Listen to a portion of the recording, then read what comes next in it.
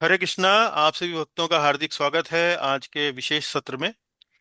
आज का सत्र है अ, श्री रामनवमी महामहोत्सव का अवसर है, पावन अवसर है।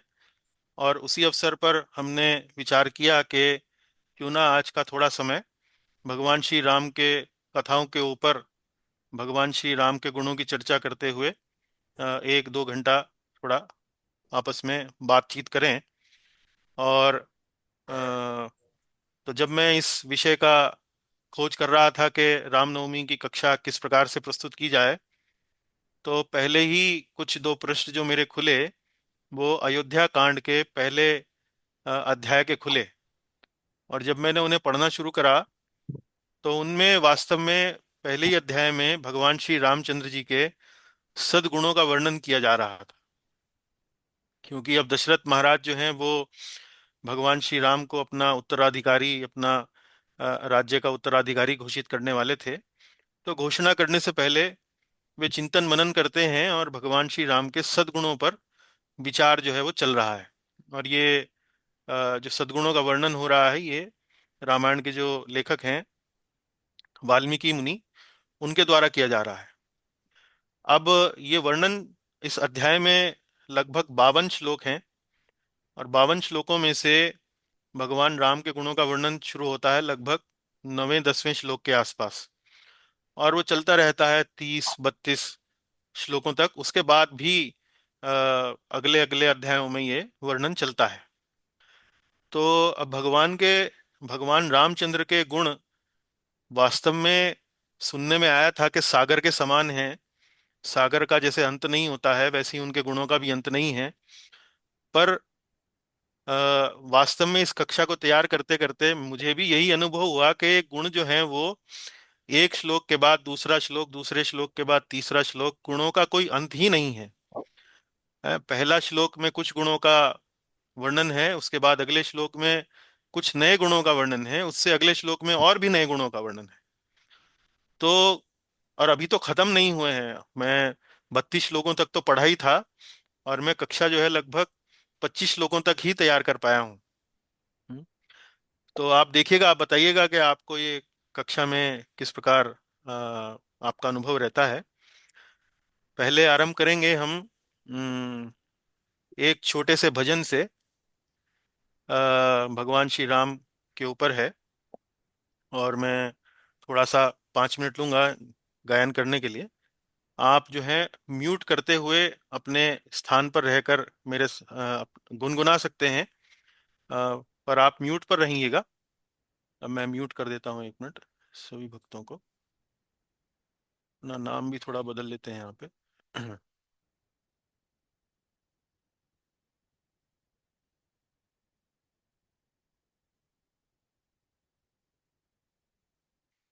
चलिए थोड़ा सा भजन गाएंगे ताकि वातावरण थोड़ा महोत्सव का हो जाए। हालांकि ऑनलाइन में कुछ बहुत ज्यादा कर नहीं सकते हम लोग, पर थोड़ा गाने से वातावरण संभवता उत्सव जैसा होना चाहिए। तो भजन आपके बोल आपके सामने है स्क्रीन पर। प्रेम मुदित मन से कहो राम राम राम, श्री राम राम राम, श्री राम राम राम। प्रेम मुदित मन से कहो राम राम राम, श्री राम राम राम, श्री राम राम राम। पाप कटे दुख मिटे एक नाम राम, भव समुद्र सुखद नाव एक नाम राम। पाप कटे दुख मिटे एक नाम राम, भव समुद्र सुखद नाव एक नाम राम। श्री राम राम राम, श्री राम राम राम, श्री राम राम राम, श्री राम राम राम, श्री राम राम राम, श्री राम राम राम। परम शांति सुख निदान नित्य नाम राम, निराधार को आधार एक नाम राम। परम शांति सुख निदान नित्य नाम राम, निराधार को आधार एक नाम राम। श्री राम राम राम, श्री राम राम राम, श्री राम राम राम, श्री राम राम राम, श्री राम राम राम, श्री राम राम राम।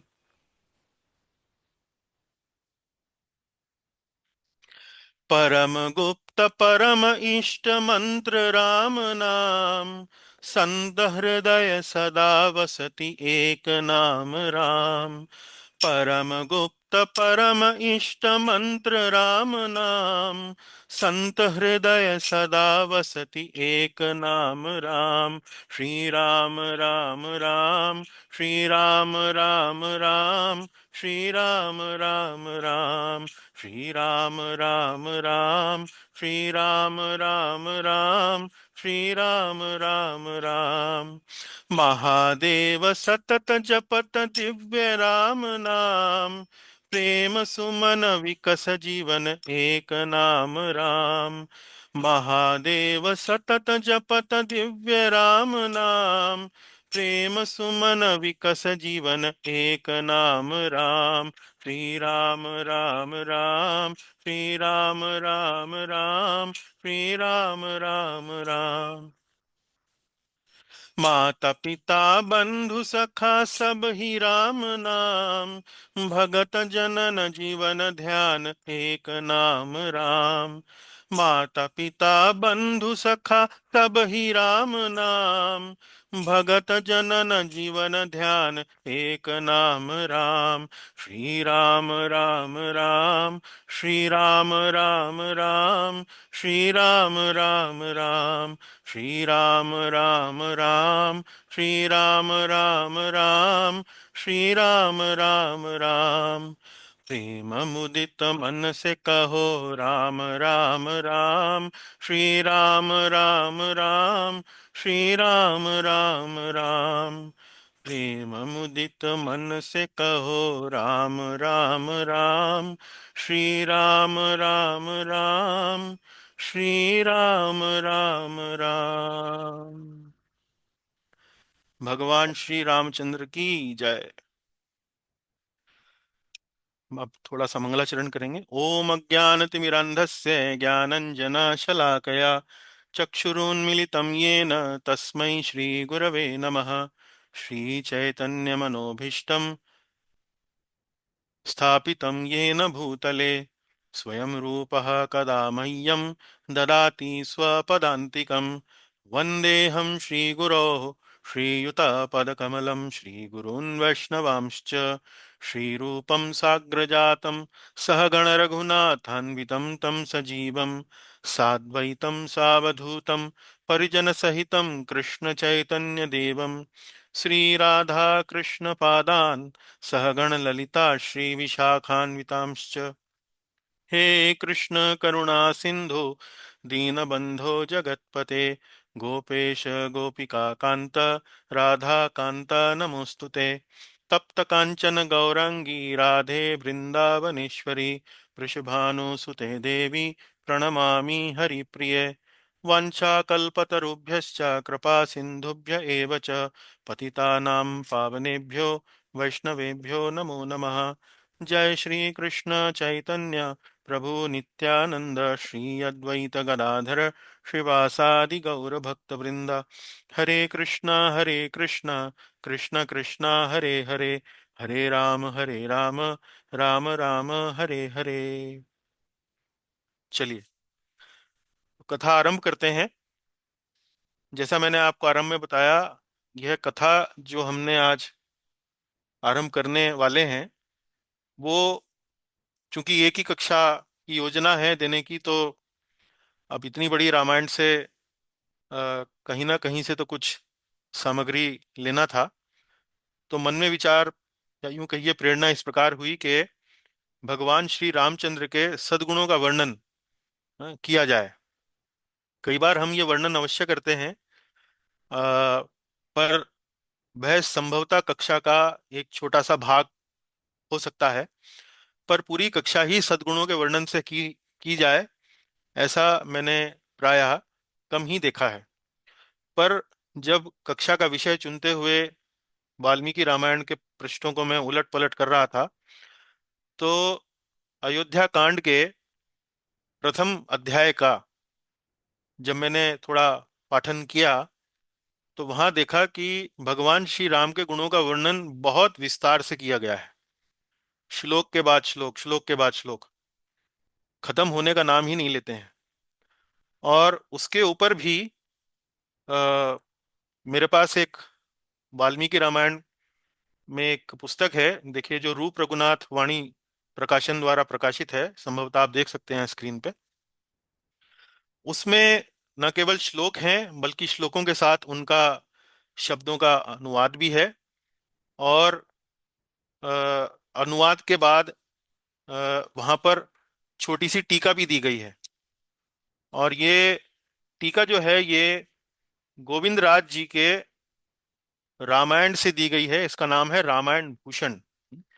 और ये रामानुज संप्रदाय के हैं, रामानुज संप्रदाय के। तो इन टीकाओं में विशेषता क्या है?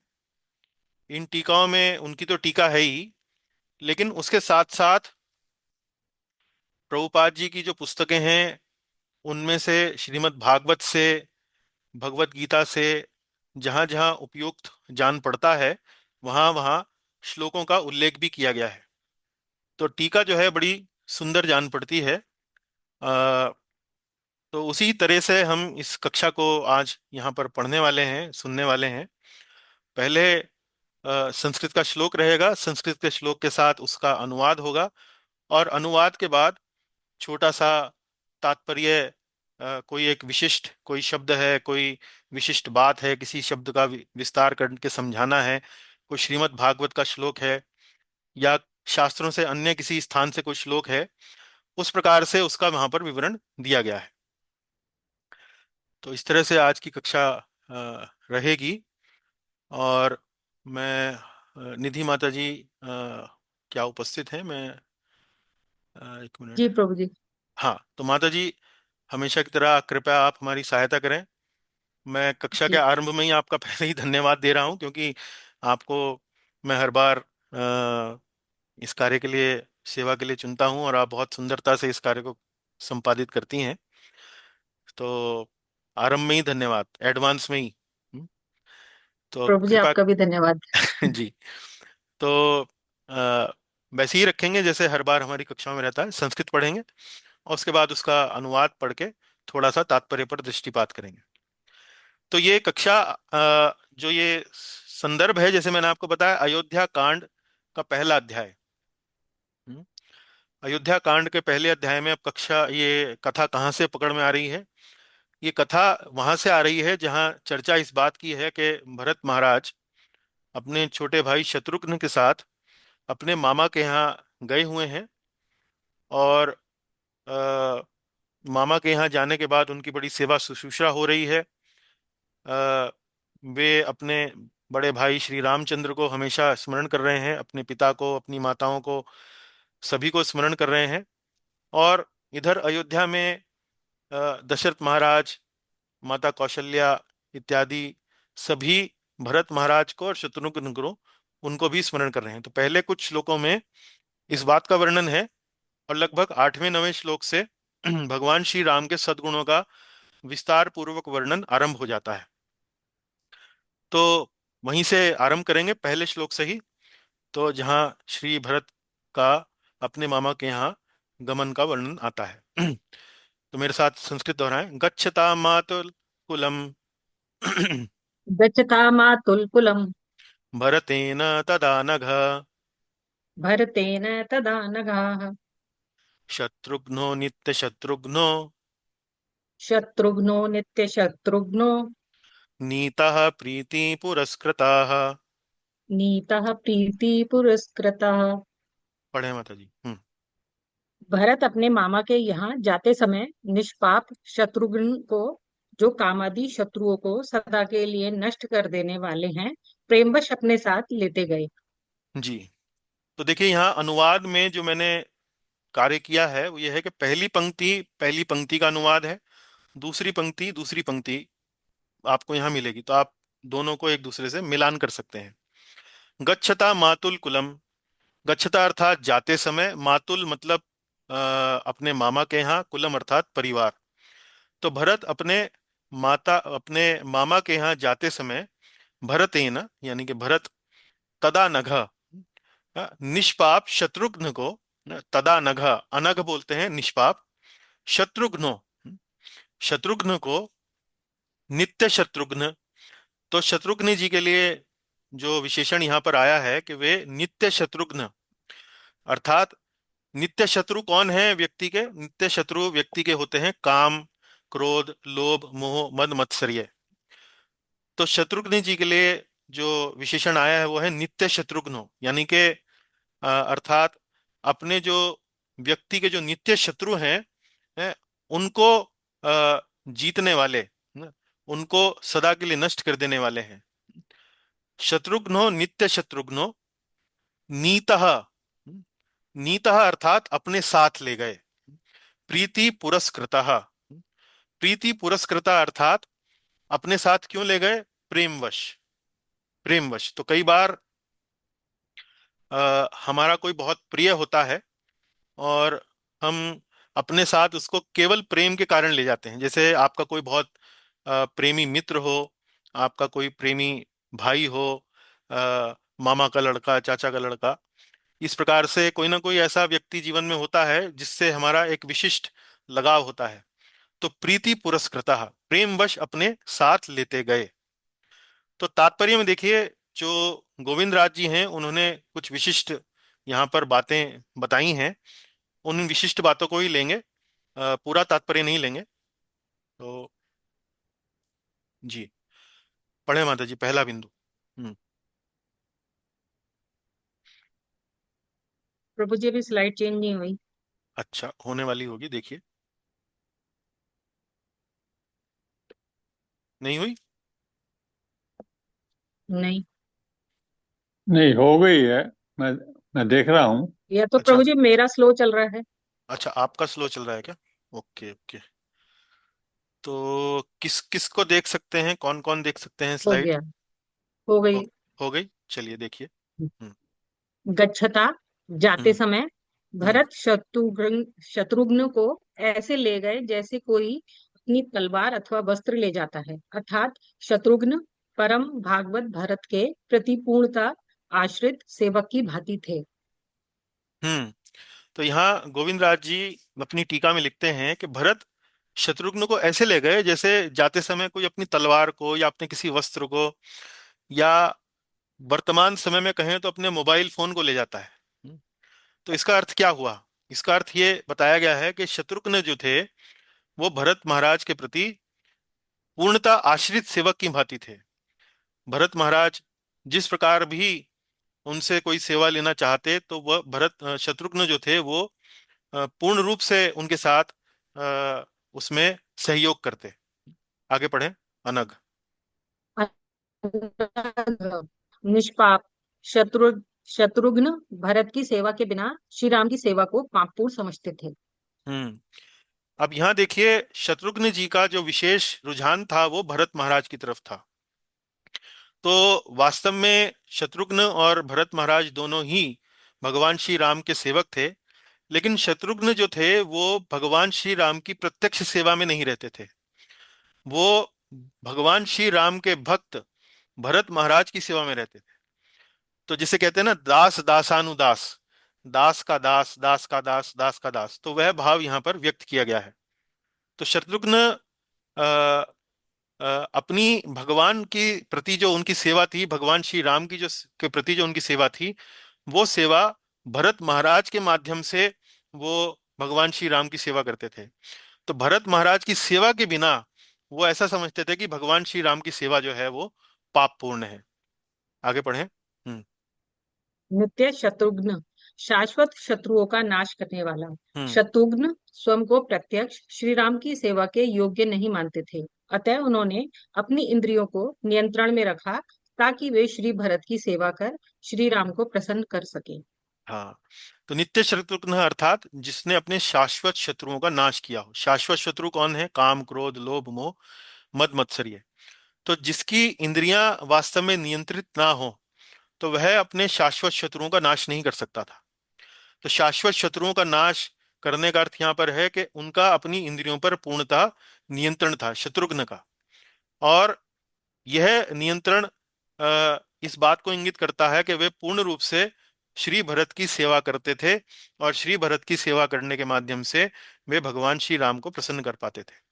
क्योंकि कोई भी सेवक हो, उसके मन में ये भावना रहती है कि वह भगवान की प्रत्यक्ष सेवा में जाए, और भगवान के दास की सेवा, भगवान के दास की सेवा, इस प्रकार की सेवा करने के लिए उसको अपनी इंद्रियों को नियंत्रित रखना पड़ता है कि कहीं उसके मन में ये लोभ ना आए कि मैं प्रत्यक्ष भगवान की सेवा करूं। तो यही इस बात को समझाया गया है नित्य शत्रुघ्न का अर्थ। नीतः। नीतः, अपने साथ। शत्रुघ्न श्री भरत के साथ प्रेमवश गए। हाँ, शत्रुघ्न भरत जी के साथ किसी दबाव में नहीं गए हैं। वे उनका उनके भरत महाराज के प्रति इतना प्रेम था, श्री भरत के प्रति, कि भरत महाराज ने कहा कि चलना है तो वो तुरंत ही उनके साथ चले गए, और प्रेम के कारण गए, किसी बाध्यता के कारण नहीं गए। सतत्र न्यवसत भ्रात्रा। अब प्रभु जी, मेरी स्लाइड थोड़ा स्लो चेंज हो रही है। हाँ हाँ, अच्छा। तो अच्छा बताएं फिर, अन्य कौन भक्त जो हैं वो हमारा सहयोग कर सकते हैं पाठन पाठन में? सुषमा माता जी आप कर सकती हैं, आप भी उत्तर भारत से हैं तो आपका हिंदी का उच्चारण बड़ा श्रेष्ठ है। हरे कृष्णा प्रभु जी, धन्यवाद प्रणाम। जी जी जी प्रभु जी, प्रयास करूंगी। थोड़ा मेरा गला कई बार जी। साथ नहीं देता, लेकिन देखते हैं। अच्छा जी, जब तक दे तो बताइएगा। स्लाइड बराबर चेंज हो रही है आपके लिए? जी जी, हो रही है।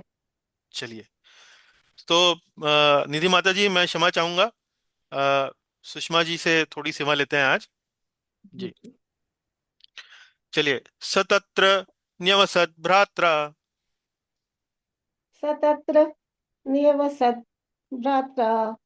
सह सत्कार सत्कृतः। सह सत्कार सत्कृतः। मातुलेनाश्वपतिना।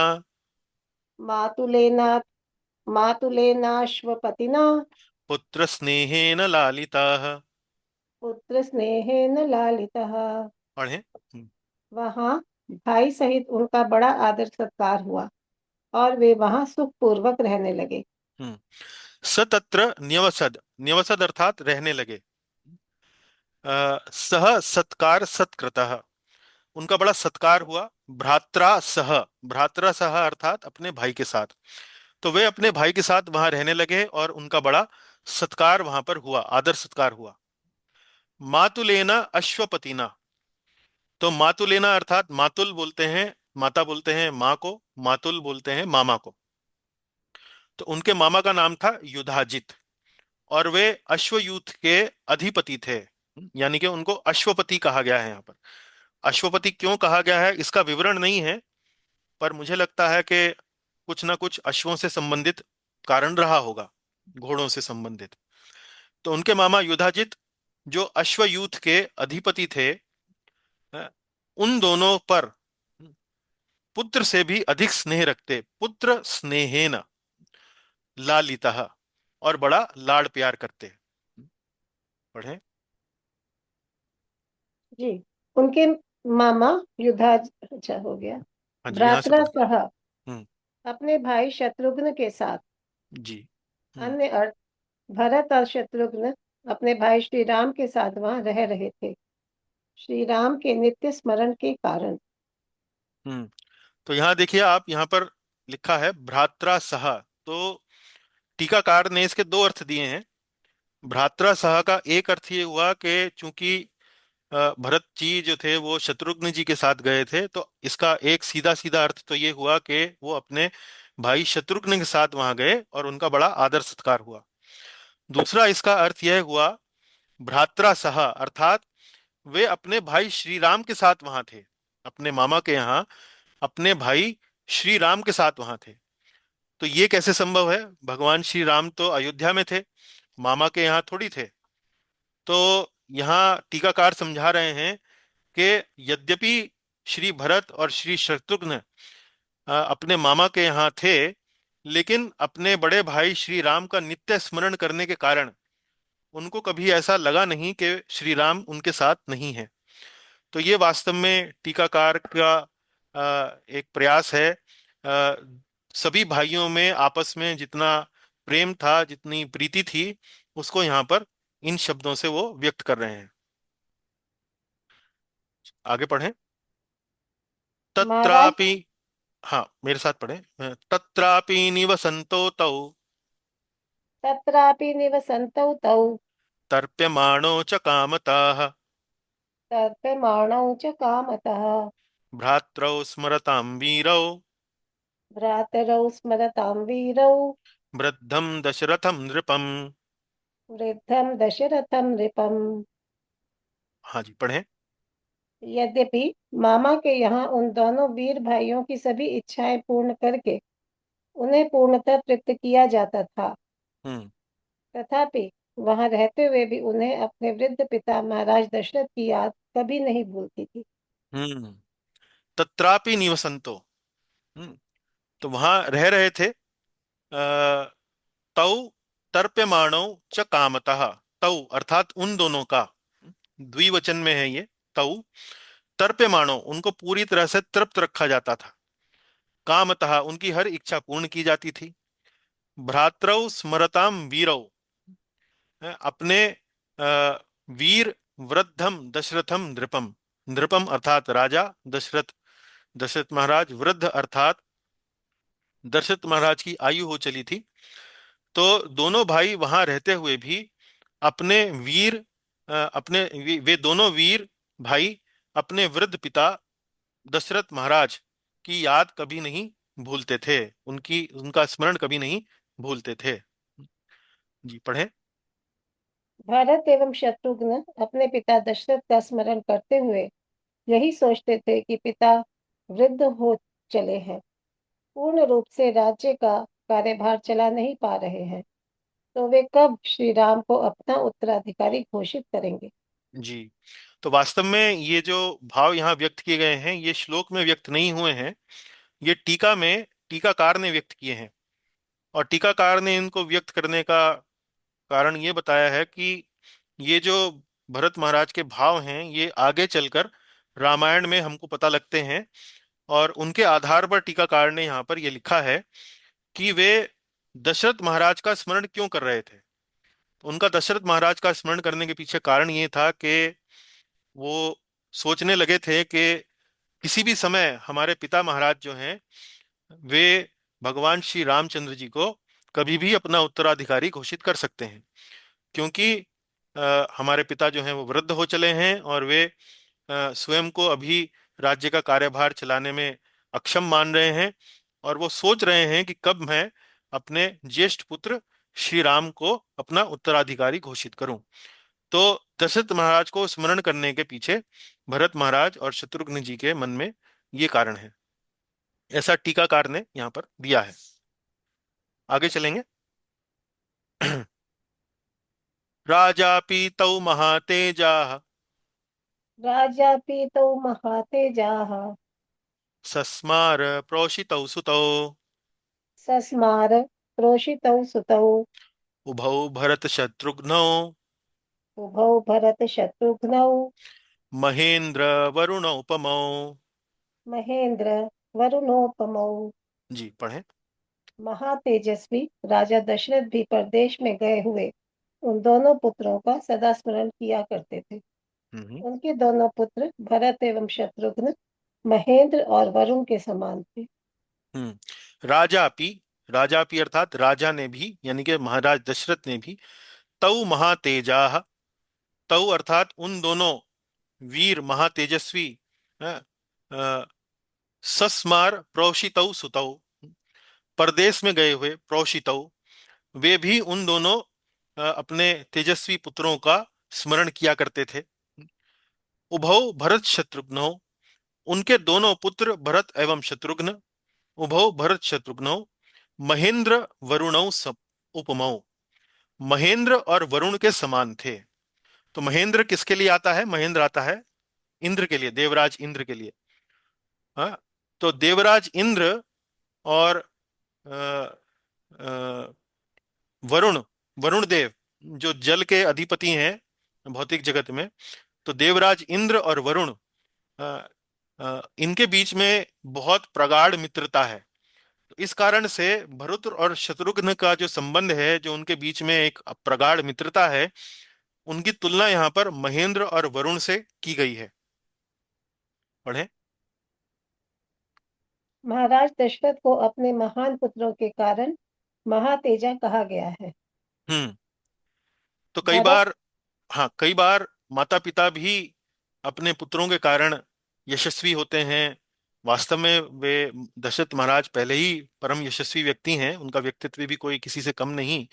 लेकिन भगवान जैसे पुत्रों का प्राप्त करने के बाद उनके तेज में और भी एक तरह से सुंदरता आ गई थी। तो इसलिए महाराज दशरथ को अपने महान पुत्रों के कारण महातेजा कहा गया है। आगे पढ़ें। हम्म। भरत एवं शत्रुघ्न की प्रगाढ़ संबंध की तुलना महेंद्र एवं वरुण उनकी प्रगाढ़ मित्रता के कारण की गई है। जी, आगे पढ़ें। हम्म। परम वैभवशाली होते हुए भी दशरथ अपने दोनों पुत्रों की अनुपस्थिति को कमी के रूप में देखते थे। हम्म। तो यहाँ इस श्लोक में ऐसा प्रतीत होता है कि दशरथ महाराज को अपने दोनों पुत्रों के अनुपस्थिति के कारण ऐसा लगता था कि इस अयोध्या में कुछ किसी बात की कमी है। यद्यपि अयोध्या का जो वर्णन वाल्मीकि रामायण में आया है, उसमें पता लगता है कि अयोध्या परम वैभवशाली नगरी थी, परम यशस्वी उनके राजा थे। लेकिन इतनी परम वैभवशाली नगरी में अपने दोनों पुत्रों की अनुपस्थिति के कारण उनको ऐसा लगता था कि इतने वैभव होते हुए भी कहीं ना कुछ कमी है। सर्व एव तु तस्येष्टा सर्व एव तु तस्येष्टा चत्वारः पुरुषर्षभाः चत्वारः पुरुषर्षभाः स्वशरीर द्विनिवृत्त स्वशरीरा द्विनिवृत्त चत्वार इव बाहवाः। चत्वार इव बाहवः। पढ़ें। किंतु चारों ही पुरुष शिरोमणि पुत्र महाराज को बहुत ही प्रिय थे। हम्म।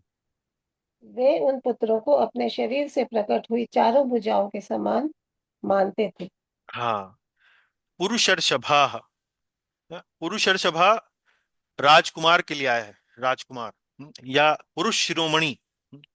उनके जो पुरुष शिरोमणि पुत्र थे, पुरुषर्षभा का एक अर्थ है राजकुमार, और पुरुष शिरोमणि अर्थात भगवान महाराज दशरथ के जो चारों पुत्र थे उनको यहाँ पुरुष शिरोमणि कहकर संबोधित किया गया है। वास्तव में चारों ही पुत्र जो थे वो भगवान के ही चार विस्तार थे, किंतु चारों ही पुरुष शिरोमणि पुत्र महाराज दशरथ को बहुत प्रिय थे। सर्व एवतु तस्येष्टा, तस्य इष्ट, इष्ट बोलते हैं बहुत प्रिय, तस्य इष्ट चत्वारः, चत्वारः अर्थात चारों, पुरुषर्षभा, पुरुष शिरोमणि, स्वशरीर, स्वशरीर, स्व अर्थात अपना, शरीर अर्थात शरीर, स्वशरीरत, स्वशरीरात विनिवृत्ताः, विनिवृत्ताः, स्वशरीरात विनिवृत्ताः।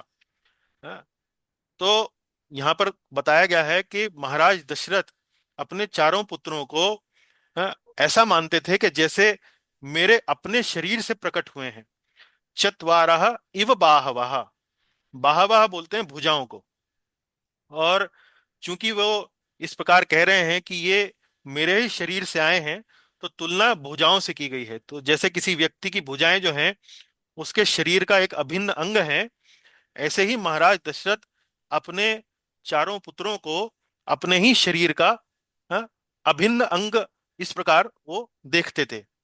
अब यहाँ पर ये बड़ी सामान्य सी बात लगती है कि कोई पिता अपने पुत्रों को अपने शरीर का ही एक अंग के रूप में देखे। तो वास्तव में सामान्य जगत में एक पुत्र या संतान जो है वो माता और पिता के शरीर से ही आती है, किंतु दशरथ महाराज के संबंध में अ, ऐसा नहीं था। तो आपको ध्यान होगा कि महाराज दशरथ ने एक यज्ञ का आयोजन किया। यज्ञ में एक देव पुरुष प्रकट हुए, उन्होंने अपने हाथ में एक खीर जैसी कोई सामग्री वस्तु ले रखी थी और उन्होंने महाराज दशरथ को दी। दशरथ जी ने वह जो खाद्य पदार्थ था वह अपनी रानियों में वितरित किया और उसके कारण रानियां गर्भवती हुई और वे चारों पुत्रों का उन्होंने जन्म हुआ। तो एक प्रकार से देखा जाए तो ये चारों पुत्र जो थे वो महाराज दशरथ के शरीर से नहीं आए थे, लेकिन फिर भी महाराज दशरथ उन्हें इस प्रकार मानते थे कि जैसे मेरी शरीर की चार भुजाएं हैं। पढ़े माता जी। हम्म। पुरुष और शभाहा के दो अर्थ हैं। राजकुमार अथवा परम पुरुष भगवान के चार रूप। हम्म। तो भगवान के ही चार रूप हैं।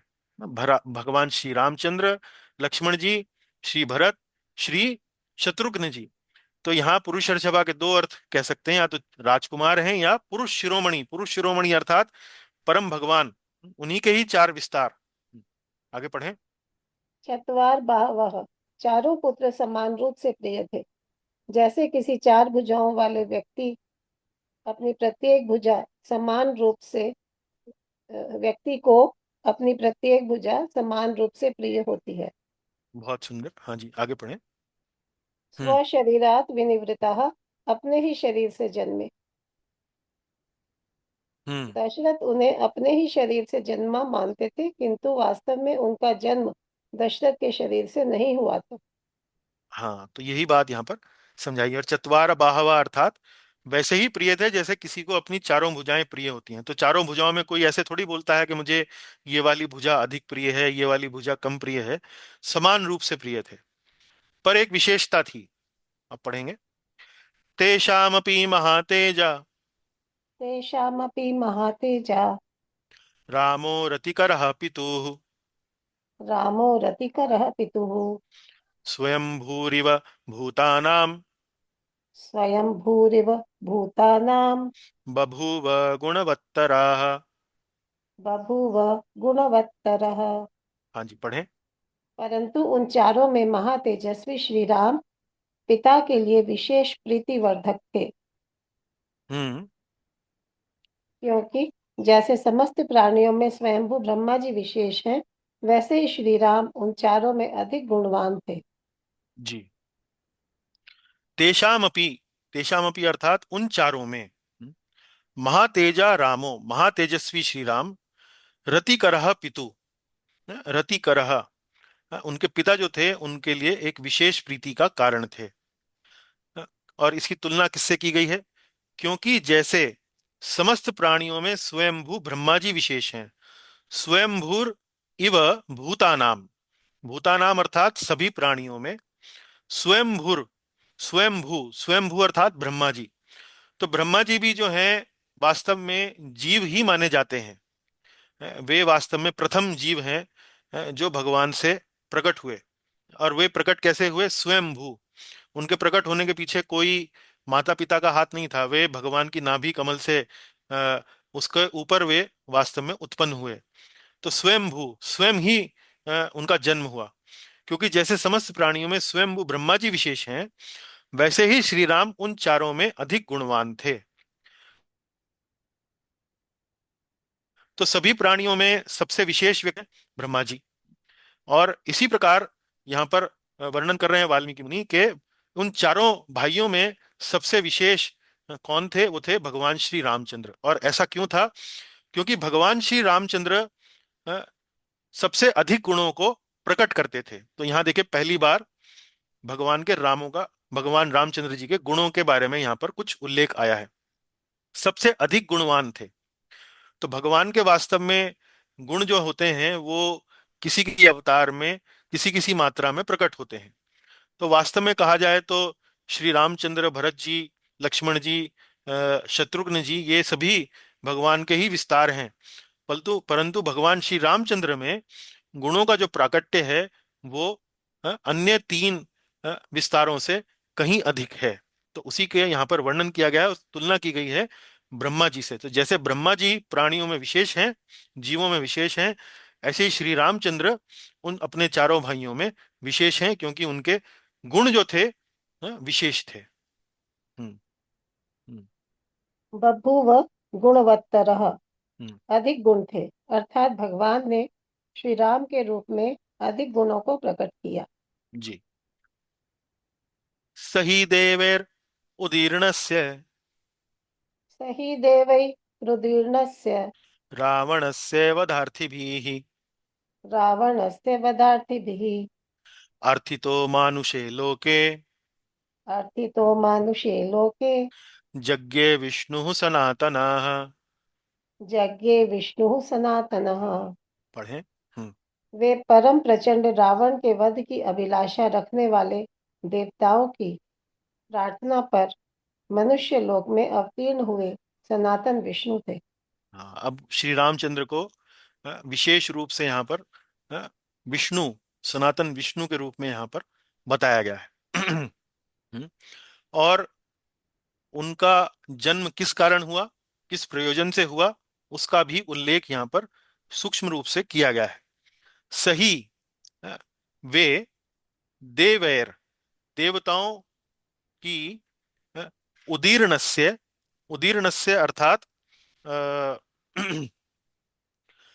रावण के लिए ये शब्द आया है परम प्रचंड। उदीर्णस्य अर्थात परम प्रचंड रावणस्य, रावण के वधार्थी भी, वध की अर्थी भी, अर्थी भी अर्थात अभिलाषा रखने वाले। तो देवतागण जो रावण के वध की अभिलाषा रखते थे, वे उनकी प्रार्थना पर, अर्थितो मानुषे लोके, उनकी प्रार्थना पर अर्थात अर्थितो मानुष्य लोके अर्थात मनुष्य लोक में अवतीर्ण हुए यज्ञ विष्णु सनातन, सनातन विष्णु थे। तो यहां पर दो तीन बातें बताई गई हैं कि वे क्यों आए, क्योंकि देवताओं ने प्रार्थना की। देवताओं ने प्रार्थना क्यों की? क्योंकि देवतागण चाहते थे कि उस समय मनुष्य लोक में रावण ने, परम प्रचंड रावण ने हाहाकार मचा रखा था। उससे निजात पाने के लिए, उसके वध की अभिलाषा रखने के लिए उन्होंने भगवान से प्रार्थना करी। और उनकी प्रार्थना को पूरी करते हुए श्री विष्णु सनातन, सनातन विष्णु मनुष्य लोक में भगवान श्री राम के रूप में अवतीर्ण हुए। जी पढ़ें। हम्म। अजायबादो बहुधा विजायते। भगवान हम्म। स्वयं अजन्मा है किंतु अनेक रूपों में जन्म लेते हैं। तैत्तिरीय अरण्य हम्म। 3.12.13.8। हाँ जी। यहाँ पर टीकाकार ने श्रुति शास्त्रों से एक उल्लेख किया है, अजाय मानो बहुधा विजायते।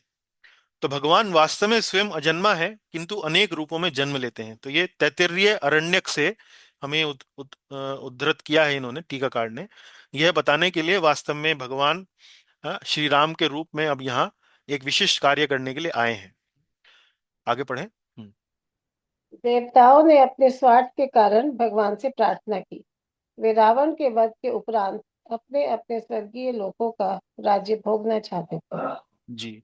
तो यहाँ देवताओं को वास्तव में एक प्रकार से स्वार्थी व्यक्ति के रूप में प्रस्तुत किया गया है कि देवताओं की प्रार्थना के पीछे एक सकाम भावना थी, एक कोई अ, अपनी मनोकामना पूरी करने की भावना थी। तो देवताओं ने, चूंकि वे रावण जो था उनके अपने अपने जो अस्तित्व थे, देवगणों के अपने अपने राज्य में जो अपना भोग विलास कर रहे थे, उसमें बाधा आ रही थी रावण के कारण। तो देवताओं ने भगवान से प्रार्थना करी, भगवान प्रकट हों और रावण का वध करें। तो टीकाकार ने यहाँ लिखा है कि देवता गणों की प्रार्थना जो थी वह वास्तव में सकाम प्रार्थना थी, है। लेकिन उन्होंने इस प्रकार की प्रार्थना नहीं करी देवताओं ने कि हमें भगवान के दिव्य धाम में उनकी सेवा मिले। उन्होंने प्रार्थना इसलिए करी कि परम आतताई, परम प्रचंड रावण का वे आए और परम प्रचंड रावण का वध करें। तो ऐसा यहाँ पर टीकाकार उसको लिखते हैं। आगे चलेंगे।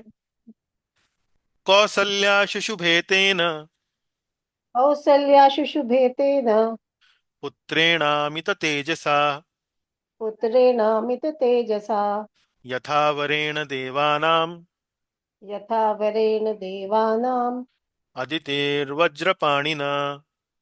अदिति वज्रपाणिना। पढ़ें। उन अमित तेजस्वी पुत्र श्री रामचंद्र जी से महारानी कौशल्या की वैसी ही शोभा होती थी जैसे वज्रधारी देवराज इंद्र से देवमाता अदिति सुशोभित होती है। हम्म तो यहाँ एक वर्णन कौशल्या जी का भी किया गया है कि भगवान राम कौशल्या शुशुभे तेना। कौशल्या भी, उनकी भी वैसे ही शोभा होती थी, शुशुभे शोभा होती थी, तेन पुत्रेण जैसा कि उनके पुत्र थे, जैतना तेजस्वी अमित तेजसा, अमित रूप से तेजस्वी उनके पुत्र श्री राम के तेजस्वी होने के कारण उनकी माता कौशल्या भी उसी कारण शोभा होती थी। और इसकी तुलना कैसे की गई है? जैसे देवताओं की माता अदिति हैं, तो जैसे देवराज इंद्र की शोभा होती है, वैसे ही उनकी माता अदिति अदिति की भी शोभा होती है। उसी प्रकार श्री रामचंद्र की और माता कौशल्या की भी शोभा यहाँ पर बताई गई है। इसको लेकर यहाँ पर कोई विशेष तात्पर्य नहीं है। तो आगे चलेंगे।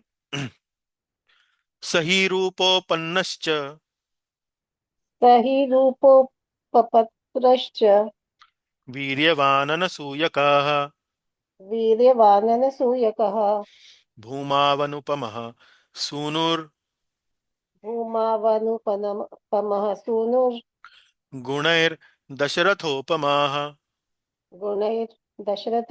दशरथोपमः। हम्म श्री राम बड़े ही रूपवान और पराक्रमी थे। वे किसी के दोष नहीं देखते थे। भूमंडल में उनकी समता करने वाला कोई पुत्र नहीं था। वे हम्म अपने गुणों में पिता दशरथ के समान थे। जी। अब यहां से 9वें श्लोक से भगवान श्री राम के सद्गुणों का वर्णन आरंभ होता है इस प्रथम अध्याय में। और उनके गुणों का वर्णन करते हुए सबसे पहले सही रूप उपपन्नश्च, सही रूप उपपन्नश्च, रूप उपपन्न च, रूप उपपन्न च अर्थात बड़े सुंदर और रूपवान थे।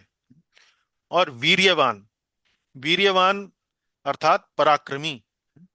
हाँ, उसके अलावा अनसूयकः, अनसूयकः अर्थात किसी के भी दोष नहीं देखते थे, तो दोषदर्शी नहीं थे।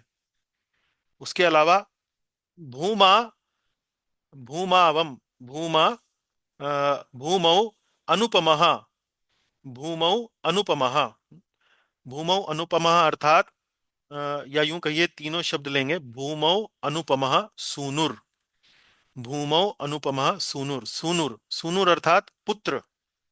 जैसे भागवतम में आप पढ़ते हैं ना, व्यास सूनुम, है? सुखदेव जी के लिए आता है व्यास सूनु।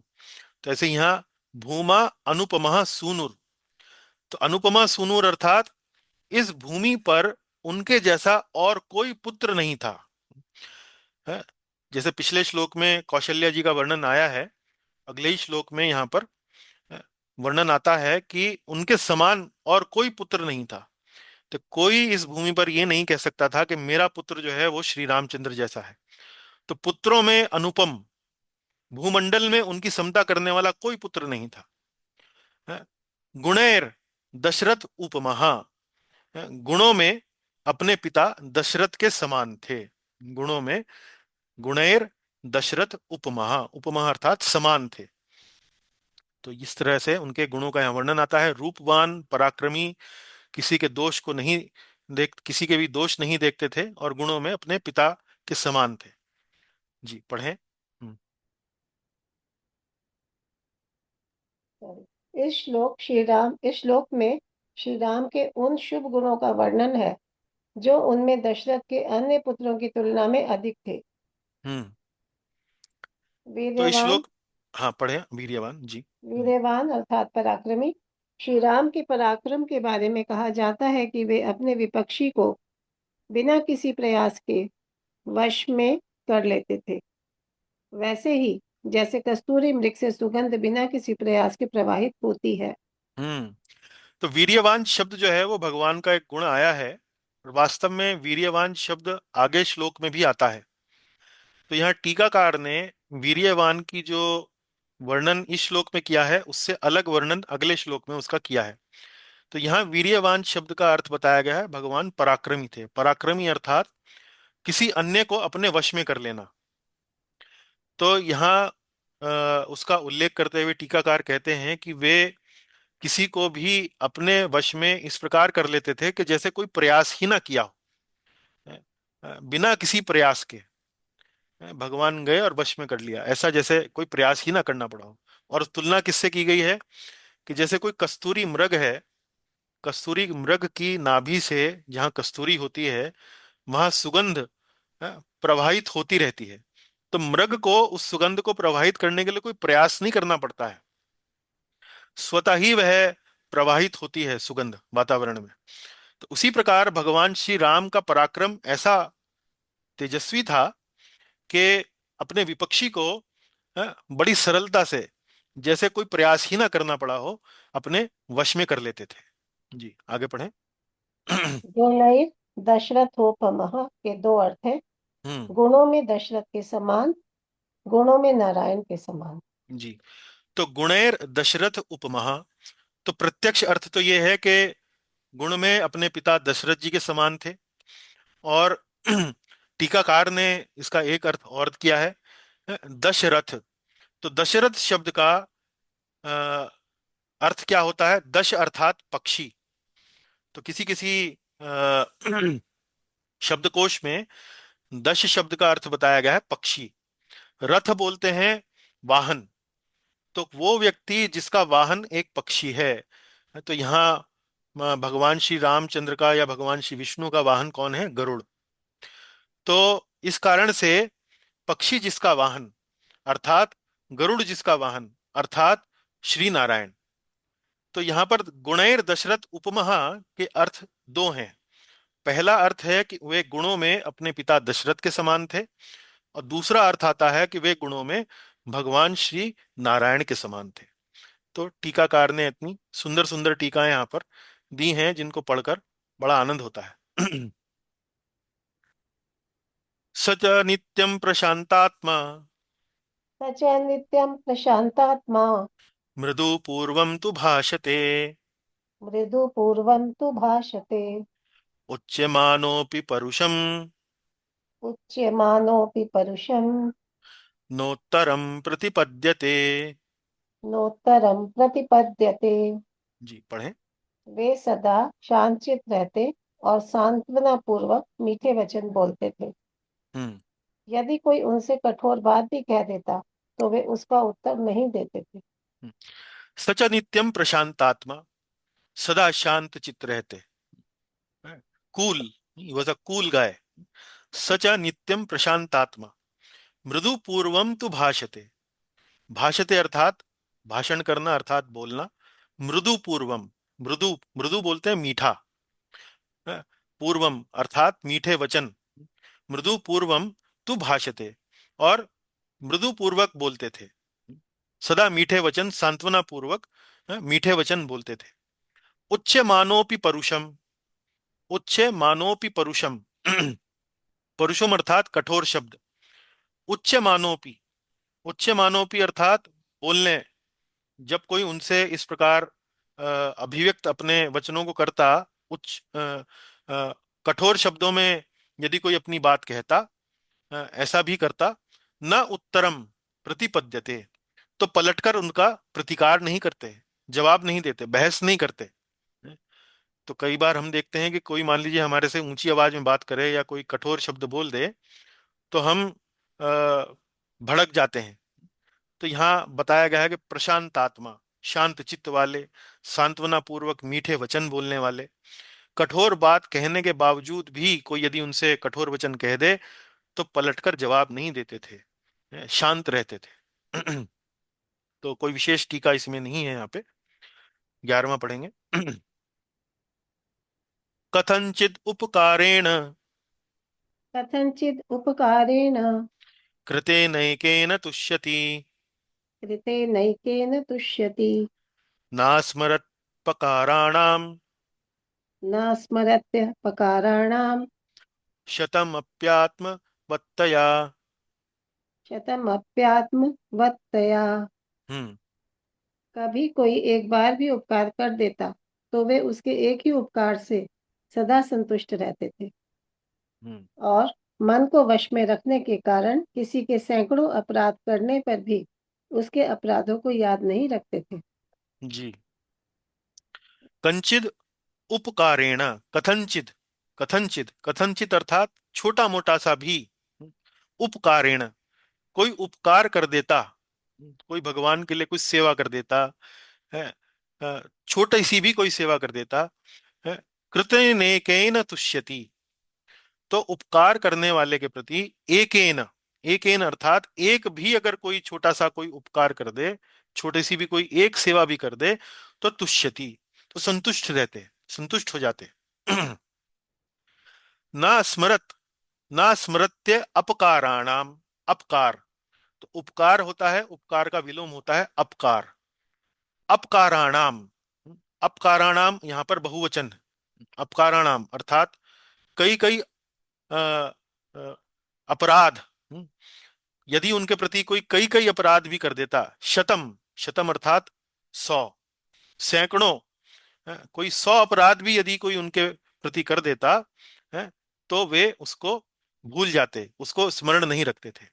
शतम अप्यात्म वत्तया, आत्मवत्तया, और आत्मवत्तया, आत्मवत्तया का अर्थ यह है कि चूंकि उनका मन उनके वश में रहता, तो मन के वश में रहने का कारण यह है कि मन में आप, मन यदि वश में है, तो किस बात को हमें याद रखना है, किस बात को भूल जाना है, हम मन को बताते हैं कि मन, इसे भूल जाओ, मन, इसमें कुछ नहीं रखा, इसको याद मत रखो। तो इसी प्रकार मन को वश में रखने के कारण आत्मवत्तया, किसी के सैकड़ों अपराध करने पर भी शतम अपकाराणाम, याद नहीं रखते थे, न स्मरत्य, स्मरण नहीं रखते थे। पढ़ें। यदि श्री राम के लिए कोई छोटी सी भेंट, पत्ता, पुष्प गलती से निम्न प्रयोजन के बिना इच्छा के भी दे, तो वे सदा प्रसन्न होते होते हैं। हैं। तो यहां पर बताया है कि कंचिद उपकारेण कृतेन एकेन तुष्यति, कृतेन एकेन, केवल एक कोई छोटा सा उपकार भी कर दे, तो यहाँ टीकाकार ने लिखा है कि भगवान को कोई छोटी सी भेंट, पत्ता, पुष्प, पत्रम पुष्पम फलम तोयम, है, मान लीजिए वो उपकार करने की भावना से ना दे, मान लीजिए वो भेंट देने की भावना से ना करे, गलती से दे दे, गलती से भगवान के चरणों में पत्ता रख दिया, पुष्प रख दिया, बेध्यानी से रख दिया, बिना किसी प्रयोजन के रख दिया, बिना इच्छा के भगवान को भेंट दे, या किसी गलत इच्छा से दे, किसी तुच्छ इच्छा के कारण दे, तो भी भगवान जो है वो सदा प्रसन्न होते हैं। तो ये भगवान की उदारता है, भगवान का उदार चरित्र है। और इसी उदार चरित्र को भागवत के 6वें स्कंद के दूसरे अध्याय के 14वें श्लोक में बताया गया है। ये भगवान के श्री राम, भगवान के नाम की महिमा यहाँ पर बताई गई है। पढ़े मेरे साथ। सांकेत्यम पारिहास्यम वा, सांकेत्यम पारिहास्यम वा, स्तोभम हेलनमेव वा, स्तोभम हेलनमेव वा, वैकुंठानाम ग्रहणम वैकुंठ नाम ग्रहणम, अशेषाघहरम विदुः। अशेषाघहरम विदुः। पढ़े माता जी, हाँ। बड़े बड़े यहाँ से। महात्मा पुरुष यह हम्म। बात जानते हैं कि संकेत में, अर्थात किसी दूसरे के अभिप्राय में, परिहास में, तान अलापने में, अथवा किसी की अवहेलना करने में यदि कोई भगवान के नामों का उच्चारण करता है, तो उसके सारे पाप नष्ट हो जाते हैं। हाँ, सांकेत्यम, सांकेत्यम अर्थात हम कुछ और कहना चाह रहे हैं, लेकिन भगवान का नाम निकल गया। जैसे अजामिल, वो अपने पुत्र नारायण को पुकार रहा था, लेकिन भगवान का नाम है, तो उसका संकेत तो था अपने पुत्र के लेकर, लेकिन वास्तव में नाम का उच्चारण किसका किया? भगवान श्री नारायण का। तो सांकेत्यम, पारिहास्यम, हंसी मजाक में, परिहास में, यदि भगवान का नाम मुख से निकल जाए, जैसे हमारे किसी मित्र का नाम कृष्ण हो, नारायण हो, राम हो, और परिहास में हम कहें कि राम तो ऐसे करता है, कृष्ण तो ऐसे करता है, परिहास में कुछ बोल रहे हैं, उसमें भी यदि भगवान का नाम निकल जाए। स्तोभम, स्तोभम अर्थात तान में, अलापने में, मान लीजिए कोई संगीत आप गा रहे हैं, संगीत में जैसे किसी किसी फिल्म के संगीत में भगवान के नामों का उपयोग होता है। जैसे एक वो फिल्म आई थी देवानंद जी की, उसमें एक गाना था हरे कृष्णा हरे राम है। तो वहाँ गाने में, गीत संगीत में मनोरंजन की दृष्टि से बनाया है। संभव है कि कोई व्यक्ति जानता भी ना हो श्री राम और कृष्ण जो है वो भगवान के नाम है, लेकिन वो संगीत में मदमस्त होते हुए यदि वो उनका नाम का उच्चारण करे। और हेलनेम अवय, हेलन, हेलनेम, हेलनम अर्थात अवहेलना करने में। अवहेलना अर्थात आप किसी को अपशब्द बोल रहे हैं। मान लीजिए आप किसी को हराम बोल रहे हैं, हराम, तो हराम में भी भगवान का नाम राम है। तो ऐसा किसी भी प्रकार से यदि आप भगवान के नामों का उच्चारण करें, वैकुंठा नाम ग्रहणम अशेषाग हरम विदु, अशेषा अघरम विदु, हरम, अघ, अघ बोलते हैं पाप। तो जितने भी बचे खुचे पाप हैं सभी भगवान के नामों का उच्चारण लेने से नष्ट हो जाते हैं। तो ये भगवान की उदारता को यहाँ व्यक्त किया गया है। तो इस प्रकार से टीकाकार ने न केवल अपनी टीकाएं दी हैं बल्कि अन्य ग्रंथों से भी उस बात को यहाँ पर उल्लेखित किया है। आगे पढ़ेंगे। शील वृद्धैर ज्ञान वृद्धैर शील वृद्धैर्ज्ञान वृद्धैर् वयो वृद्धैश्च सज्जनैः वयो वृद्धैश्च सज्जनैः कथयन्नास्त वै नित्यम् कथयन्नास्त वै नित्यम् अस्त्र योग्यान्तरवेष्वपि। अस्तयोग्यान्तरेष्वपि। पढ़ें। चरित्र में, आध्यात्मिक ज्ञान में, आयु में बढ़े चढ़े सत्पुरुषों के साथ अस्त्र अभ्यास के बीच में भी समय निकालकर सदा वार्तालाप करते। हम्म। शील वृद्धैर, शील बोलते हैं उत्तम गुण, चरित्र, उत्तम चरित्र। चरित्र में जो वृद्ध हैं, चरित्र में जो उनके वरिष्ठ हैं, उत्तम चरित्र में जो उनके वरिष्ठ हैं। ज्ञान वृद्धैर, ज्ञान वृद्धैर अर्थात आध्यात्मिक ज्ञान में उनके जो बढ़े चढ़े व्यक्ति हैं, सत्पुरुष हैं। वयो वृद्धे, वयो वृद्धे अर्थात आयु में जो बढ़े चढ़े हैं, जो वरिष्ठ हैं, माता पिता हैं, गुरुजन हैं, वरिष्ठ नागरिक हैं, अन्य अन्य वरिष्ठ राजमहल में रहते थे, वरिष्ठ दास दासियां हैं। तो वरिष्ठों के प्रति, आध्यात्मिक ज्ञान में बढ़े चढ़े सत्पुरुषों के प्रति, और चरित्र में, उत्तम चरित्र में वरिष्ठ सत्पुरुषों के साथ वे संग करने के लिए सदा लालायित रहते, सदा लालायित रहते। कथयन नस्त, कथयन आस्त, कथयन नास्त, कथयन, कथयन अर्थात वार्तालाप, कथयन नास्त, कथयन अस्त वै, तो उनके साथ वार्तालाप करने में व- नित्यम अस्त्र योग्यांतरवेश्वपि, नित्यम, नित्यम अर्थात सदा, अस्त्र योग्य अंतरेषु, अस्त्र योग्य अंतरेषु, अस्त्र योग्य अंतरेषु अर्थात जब वे अपने अस्त्र शस्त्रों की शिक्षा के लिए अभ्यास इत्यादि करते, तो मान लीजिए उन्होंने 1 घंटा, 1.5 घंटा, 2 घंटा अभ्यास किया, और थोड़ा अपनी थकान दूर करने के लिए बीच में एक छोटा सा अंतराल लिया, अंतरेशु, उस बीच भी अ, वे इस बात के लिए ललायित रहते कि कोई वृद्ध, शील वृद्धेर ज्ञान वृद्धेर वयो वृद्ध सज्जन, कि कोई शील वृद्धि, शील वृद्ध, ज्ञान वृद्ध, वयो वृद्ध कोई सज्जन व्यक्ति यदि है तो उसके साथ कोई ना कोई वार्तालाप मैं करूं। क्योंकि वे समझते थे साधु संघ का महत्व।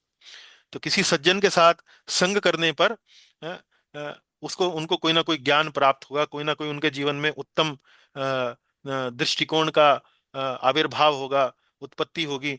इस भावना से वे कोई भी क्षण जो थे वो गंवाते नहीं थे, साधु संघ का कोई भी मौका, कोई भी अवसर उसको गंवाते नहीं थे। पढ़े माता जी। हम्म। श्री राम एक क्षण भी नहीं गवाते थे। आगे। अपने अस्त्र अभ्यास के मध्य में भी समय का उपयोग साधु संग के लिए करते थे। आगे। जैसे भक्त सदा भगवान का संग प्राप्त करने के लिए लालायित रहते हैं, भगवान भी सदा अपने भक्तों के संग के लिए लालायित रहते हैं। हम्म। अब ये बात कहने के बाद टीकाकार जो हैं वो श्रीमद् भागवत का एक श्लोक, बड़ा सुंदर श्लोक, इस श्लोक में आपको पता लगेगा कि भगवान का हृदय अपने शुद्ध भक्तों के प्रेम में कितना डूबा रहता है। जैसे भक्तों का हृदय भगवान के प्रेम में लिप्त रहता है, ऐसे ही शुद्ध भक्त भगवान का भी शुद्ध भक्तों के प्रति हृदय जो है, उनका हृदय वो डूबा रहता है। पढ़े मेरे साथ। साधवो हृदय मह्यम, साधवो हृदयं मह्यं, साधुनां हृदय त्वहम्, साधूनां हृदयं त्वहम्, मद्यन्त ते न जानन्ति, मद मदन मदन्यत्ते मदन न जानन्ति, सॉरी, मदन यत्ते न जानन्ति, नाहं तेभ्यो मनागपि। नाहं तेभ्यो मनागपि। पढ़ें। दुर्वासा जी, मैं आपसे और क्या कहूँ। मेरे प्रेमी भक्त तो मेरे हृदय में है, और उन प्रेमी भक्तों का हृदय स्वयं मैं हूँ। वे मेरे अतिरिक्त और कुछ नहीं जानते, तथा मैं उनके अतिरिक्त और कुछ भी नहीं जानता। भाग साध 9.4.68। साधवो हृदय मह्यम, है? हृदय मह्यम, मेरे हृदय में, मेरे प्रेमी भक्त तो मेरे हृदय में है। साधवो हृदय मह्यम, भगवान कह रहे हैं। किससे कह रहे हैं? दुर्वासा जी से। है? साधुनाम हृदयम त्वहम, और साधुओं का जो हृदय है वो तो साक्षात मैं हूं। त्व हम, तू हम, साधुनाम हृदयम तू हम, किंतु साधुओं का हृदय तो स्वयं मैं हूं। मद अन्यत ते न जानन्ति, मेरे अतिरिक्त वे और कुछ नहीं जानते। मद अन्यत, मेरे अतिरिक्त वे और कुछ नहीं जानते। न हम, और न ही मैं उनके अतिरिक्त और कुछ जानता हूं। ना हम तेभ्यो मनागपि, और ना मैं ही उनके अतिरिक्त और कुछ जानता हूं। तो यही भाव यहां पर श्लोक में आ रहा है कि अस्त्र शस्त्र विद्या के दौरान भी, अंतराल में भी, है, भगवान जो थे साधुओं का, अपने भक्तों का, सज्जनों का है, संग लेने के लिए लालायित रहते थे, एक क्षण भी व्यर्थ नहीं गंवाते थे। बुद्धिमान मधुराभाषी, बुद्ध बुद्धिमान मधुराभाषी, पूर्वभाषी प्रियं वदाह, पूर्वभाषी प्रियं वदः, वीर्यवान्न च वीर्येण, वीर्यवान् च वीर्येण, महता स्वेन विस्मिताः। महता स्वेन विस्मितः। हम्म। वे बड़े बुद्धिमान थे और सदा मीठे वचन बोलते थे। अपने पास आए हुए मनुष्यों से पहले स्वयं ही बात करते और ऐसी बातें मुंह से निकालते जो उन्हें प्रिय लगे। हम्म, बल और पढ़ें। पराक्रम से संपन्न होने पर भी अपने महान पराक्रम के कारण उन्हें कभी गर्व नहीं होता था। हम्म। बुद्धिमान, मधुरा भाषी, बुद्धिमान थे, सदा मीठे वचन बोलते थे, मधुर भाषी, पूर्व भाषी। पूर्व भाषी किसको बोलते हैं? जैसे हम कभी किसी व्यक्ति से मिलते हैं तो कई बार प्रतीक्षा करते हैं कि जब वो हमसे बातचीत करेगा तब हम उससे बातचीत करेंगे। तो कई बार ये एक प्रकार का अहंकार का भाव रहता है मन में कि वो बात नहीं कर रहा तो मैं भी नहीं बात कर रहा। लेकिन ऐसा भगवान के साथ नहीं है, श्री राम के साथ नहीं है। अपने पास आए हुए मनुष्यों से पहले स्वयं ही बात करते, पूर्वभाषी, प्रियम बदाह, प्रियम बदाह अर्थात, और इस प्रकार के वचन उनके मुख से निकलते जो सामने वाले को प्रिय लगे। प्रियम बदाह, बुद्धिमान मधुराभाषी पूर्वभाषी प्रियम बदाह। उसके बाद वीर्यवान, अब देखिए यहां पर भी वीर्यवान शब्द आया है। तो वीर्यवान शब्द पहले भी आया है, पर यहां वीर्यवान शब्द का टीकाकार अलग प्रकार से अनुवाद करेंगे या उसकी टीका करेंगे। हम पढ़ेंगे, देखिए अगली स्लाइड में। वीर्यवान च वीर्येण महता स्वेन विस्मिता। तो बल और पराक्रम से संपन्न होने के पर भी महता, महता अर्थात बहुत अधिक वीर्यवान थे। बल में और पराक्रम में उनकी कोई तुलना नहीं थी। अनुपम उनका वीर्य था, उनका, उनकी वीरता, उनका बल, उनका पराक्रम। महता स्वेन विस्मिता, पर फिर भी, इतना सब होने के बाद भी उन पर कभी गर्व नहीं करते, कभी गर्व नहीं करते। पढ़े। हम्म। बुद्धिमान, श्री राम की बुद्धि सदा इन विचारों में रत रहती कि कैसे जगत का कल्याण हो, कैसे सभी प्राणी सुखी हो। हम्म। तो बुद्धिमान शब्द की व्याख्या टीकाकार इस प्रकार कर रहे हैं कि अपनी बुद्धि का उपयोग सदा इस बात में करते कि कैसे अन्य जनों का जीवन कल्याणमयी हो, कैसे उनको संरक्षण मिले, कैसे वे सुखी हों, कैसे वे भगवत धाम जा सकें, इस प्रकार की कल्याणप्रद उनकी बुद्धि थी। अगला पढ़ें। वीर्यवान, अपने शरणागत के मार्ग में आने वाली बाधाओं को दूर करने वाले, पर अपनी क्षमता पर अभिमान न करना। हाँ, तो वीर्यवान शब्द का पहले जो हमने उपयोग बताया आपको, वहां बताया कि वे अपने विपक्षी को बिना किसी प्रयास के अपने वश में कर लेते, वैसे ही जैसे कस्तूरी मृग के नाभि से कस्तूरी की सुगंध प्रवाहित होती है। अब यहाँ वीर्यवान शब्द फिर आया है, पर यहाँ टीकाकार ने उसका अलग अर्थ दिया है। वो कहते हैं कि यहाँ वीर्यवान शब्द का अर्थ है अपने शरणागत के मार्ग में आने वाली बाधाओं को दूर करना। मान लीजिए कई बार कोई व्यक्ति आपके पास आए, मेरे जीवन में ये समस्या है, इसको कृपया दूर करें, और आप उसकी समस्या दूर कर दें, तो हमारे मन में कई बार ये भावना आ सकती है कि अरे देखो, मैं किसी अन्य एक व्यक्ति की समस्याओं को दूर कर सकता हूँ। एक अहंकार की भावना, एक अभिमान की भावना, गर्व की भावना उत्पन्न हो सकती है, पर भगवान श्री राम के साथ ऐसा नहीं है। अपने शरणागत के मार्ग में आने वाली बाधाओं को दूर करने के बावजूद भी अपनी अनुपम क्षमता पर, अपनी अतुलनीय क्षमता पर किसी प्रकार का कोई गर्व, किसी प्रकार का कोई अभिमान नहीं करते थे। न चानृत कथो विद्वान न चान्द्रित कथो विद्वान, वृद्धानां प्रतिपूजकाः वृद्धानां प्रतिपूजकः, अनुरक्ता प्रजाभिश्च अनुरक्तः प्रजाभिश्च, प्रजाश्चाप्यनुरज्यते। प्रजाश्चाप्यनुरज्यते। पढ़ें।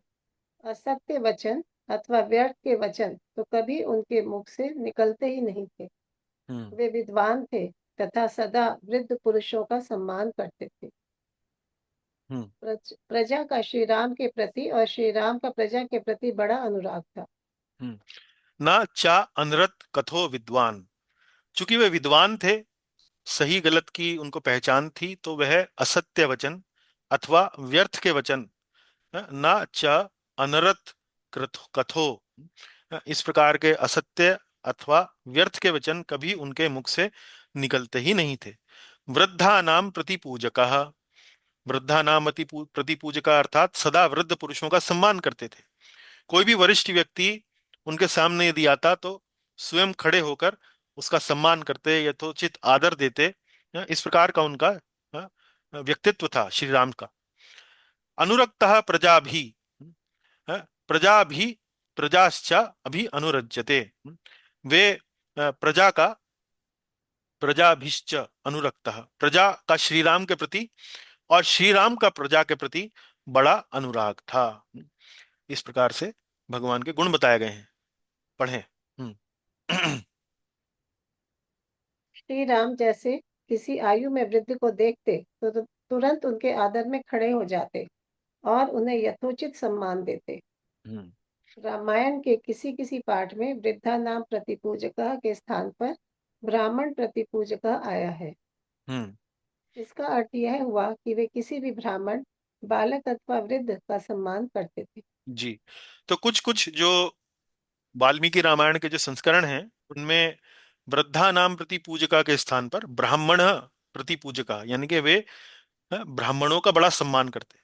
और टीकाकार ने इस बात को स्पष्ट करते हुए लिखा है कि जहां ब्राह्मण लिखा है, अर्थात ब्राह्मण चाहे 10 वर्ष का बालक ही क्यों ना हो, उनसे आयु में कहीं अधिक कनिष्ठ ना हो, कम ना हो, फिर भी चाहे उनसे वृद्ध हो, चाहे उनसे आयु में अल्प हो, कनिष्ठ हो, फिर भी ब्राह्मण यदि है तो वो बालक है या वृद्ध है, हर प्रकार से उसका सम्मान करते। इस संबंध में शास्त्रों में वर्णन क्या आता है, पढ़ें। शास्त्रों में वर्णन आता है, 10 वर्षश्च ब्राह्मणः, 100 वर्षश्च क्षत्रिय, पिता पुत्रो स्मृतौ विद्धि। हम्म शास्त्रों के अनुसार 10 वर्ष का ब्राह्मण तथा 100 वर्ष का क्षत्रिय पिता तथा पुत्र माने जाते हैं। हाँ, तो शास्त्रों में उल्लेख नहीं दिया गया कौन से शास्त्र में ऐसा लिखा है, परंतु ये यहाँ वर्णन दिया गया है कि यहाँ, हाँ क्षमा कीजिए, दिया गया है। अपस्तंभ धर्म सूत्र में इस प्रकार का वर्णन आता है कि यदि ब्राह्मण 10 वर्ष का भी है और क्षत्रिय 100 वर्ष का भी है, तो संबंध उनमें ऐसा है कि जैसे पिता और पुत्र का। तो ब्राह्मण पिता के स्थान स्थान पर है और क्षत्रिय जो है वो पुत्र के स्थान पर है। तो इसी प्रकार से ब्राह्मण प्रतिपूजक। तो ब्राह्मण चाहे 10 वर्ष का है, चाहे वरिष्ठ है, चाहे 100 वर्ष का है, क्षत्रिय होने के नाते श्री रामचंद्र ब्राह्मणों का बड़ा सम्मान करते। सानुक्रोशो जितक्रोधो तानुक्रोशो जितक्रोधो ब्राह्मण प्रतिपूजक ब्राह्मण प्रतिपूजकः दीनानुकंपी धर्मज्ञो दीनानुकंपी धर्मज्ञो नित्य प्रग्रहवान शुचि। नित्यं प्रग्रहवान शुचि। पढ़े। वे परम दयालु, क्रोध को जीतने वाले और ब्राह्मणों के पुजारी थे। हम्म उनके मन में दीन दुखियों के प्रति बड़ी दया थी। वे हम्म धर्म के रहस्य को जानने वाले, सदा अपने व्रत का पालन करने वाले व भीतर व बाहर से पवित्र थे। हम्म सानुक्रोशो, सानुक्रोशो अर्थात अ, परम दयालु। परम दयालु अर्थात मान लीजिए किसी का दुख है तो बड़े दुखी हो जाते, किसी के सुख में सुखी हो जाते। परम दयालु। जितक क्रोधो, क्रोध को जीतने वाले। ब्राह्मण प्रति पूजक अर्थात ब्राह्मणों के पुजारी थे। तो ब्राह्मण प्रति पूजक का यहाँ जो तात्पर्य अब देखेंगे आप, वहां पर बताया गया है कि अ, ब्राह्मण का अर्थ है वेदों का ज्ञान रखने वाला। तो जो भी वेदों का ज्ञान रखने वाला होता उसका बड़ा सम्मान करते हैं। दीनानुकंपी, दीनों के ऊपर अनुकंपा रखने वाले। कोई व्यक्ति दीनहीन है, कोई व्यक्ति कमजोर है, दुर्बल है, निर्बल है, उस पर अनुकंपा रखते, उसका शोषण नहीं करते। धर्मज्ञो, धर्म का रहस्य जानने वाले। नित्यम प्रग्रहवान, नित्य प्रग्रहवान अर्थात सदा अपने व्रत का पालन करने वाले। व्रत जैसे हम कई बार कोई ना कोई व्रत लेते हैं कि हम इतने संख्या में माला करेंगे, हम इस दिन उपवास करेंगे, इस प्रकार अलग अलग व्रत होते हैं। तो नित्य अपने व्रत का पालन करने वाले और शुचि ही, वह भीतर व बाहर से पवित्र थे। भीतर व बाहर से पवित्र थे। तो बाहर से पवित्रता कैसे आती है? स्नान इत्यादि करके। भीतर से पवित्रता कैसे आती है? भगवान का नाम का जप करके। अब देखिए टीकाकार ने अलग अलग शब्दों का क्या अर्थ किया है, देखते हैं। तानुक्रोशो अर्थात परम दयालु, संवेदनशील, किसी अन्य का कष्ट न सहन कर पाना। जी। हम्म ब्राह्मण प्रतिपूजकः, ब्राह्मण अर्थात वेदों के ज्ञाता। हम्म नित्य प्रग्रहवान, सदा अपने व्रत का पालन करने वाले। सदा अपने व्रत का पालन करने वाले। तो यहां पर भगवान के लिए, श्री राम के लिए आया है नित्य प्रग्रहवान। अब भगवान का एक व्रत यहाँ उल्लेख करने योग्य है। टीकाकार ने उस व्रत का उल्लेख यहाँ किया गया है जो भगवान ने ले रखा है, उनका निजी व्रत है जो उन्होंने अपने जीवन में धारण किया है। वो व्रत अ, सुनने लायक है, सुनने योग्य है। सकृद एव प्रपन्नाय सकृद एव प्रपन्नाय तवास्मिति च याचते तवास्मिति च याचते।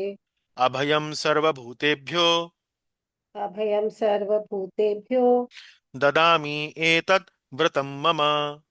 ददामि एतद् व्रतं मम।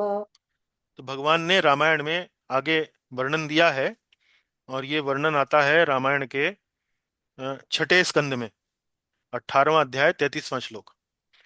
उसमें कहते हैं कि एतद व्रतम ममा, यह मेरा व्रत है। क्या व्रत है? पढ़े माता जी यहाँ से।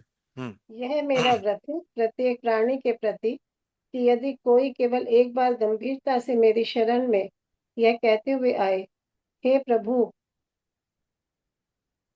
आज से मैं आपका हूँ, तो मैं तुरंत उसको अभय प्रदान करता हूँ और वह सदा सुरक्षित रहता है।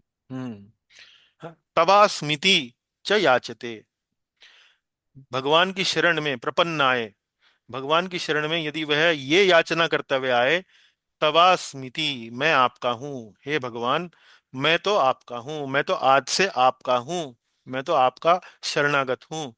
अभयम सर्वभूतेभ्यो ददामि, और मैं ऐसे व्यक्ति को तुरंत अभय प्रदान करता हूँ, सभी प्राणियों को जो भी ऐसा कहते हैं, और वह सदा सुरक्षित रहता है। एतद व्रतम ममा, यह मेरा व्रत है। तो अब इतना भगवान का व्रत पढ़ने के बाद हम कम से कम मन में एक बार तो बोल ही सकते हैं, तवास्मिति च याचते हैं, सकृद एव प्रपन्नाये तवास्मिति च याचते, अभयम सर्वभूतेभ्यो ददामि एतद् व्रतम मम। इस प्रकार से मन में आप भावना करें कि हे प्रभु, मैं आज से आपका हूँ। भगवान श्री राम, मैं आज से आपका हूँ।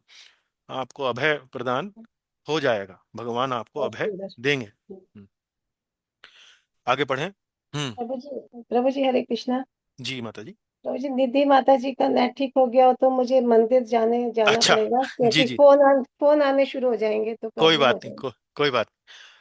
माता जी प्रभु जी, हाँ जी, बताएं। ठीक है प्रभु जी, मैं पढ़ लेती बोलिए, हाँ जी, पढ़िए। हूँ। शुचि ही, धन के लेन देन में पवित्रता। हम्म। श्री राम में किसी अन्य के धन के प्रति लोलुपता नहीं थी। हम्म। हाँ, तो जैसे यहाँ पर आपने देखा, श्लोक में शुचि शब्द आया है। प्रग्रहवान शुचि, शुचि अर्थात भीतर व बाहर से पवित्र। तो भीतर व बाहर से पवित्र का अर्थ हुआ, भीतर की पवित्रता क्या है? भगवान का स्मरण। बाहर से पवित्रता क्या है? स्नान इत्यादि करना। लेकिन यहाँ पर टीकाकार ने शुचि शब्द का एक दूसरा अर्थ दिया है। पढ़े माता जी। हम्म। धन के लेन योर्थे देन। हाँ। हाँ। यो अर्थ है। योर्थे यो अर्थे शुचि ही सा ही शुचिर न हाँ। मृद वारी शुचि ही शुचि ही। हाँ। पढ़े। वह जो धन के लेन देन में पवित्र है, वास्तव में पवित्र है। वह नहीं जो भूमि तथा जल के उपयोग से पवित्र है। या अर्थे शुचि ही, सही शुचिर। जो अर्थ इत्यादि यानी के धन इत्यादि के संबंध में जो शुचिता रखता है, जो साफ सफाई रखता है, जो स्पष्टता रखता है, वही शुचिर है। सही शुचिर, वही वास्तव में पवित्र है। न मृदवारी शुचि ही शुचि, वह नहीं जो मिट्टी और जल से अपनी शुचिता लेकर आता है।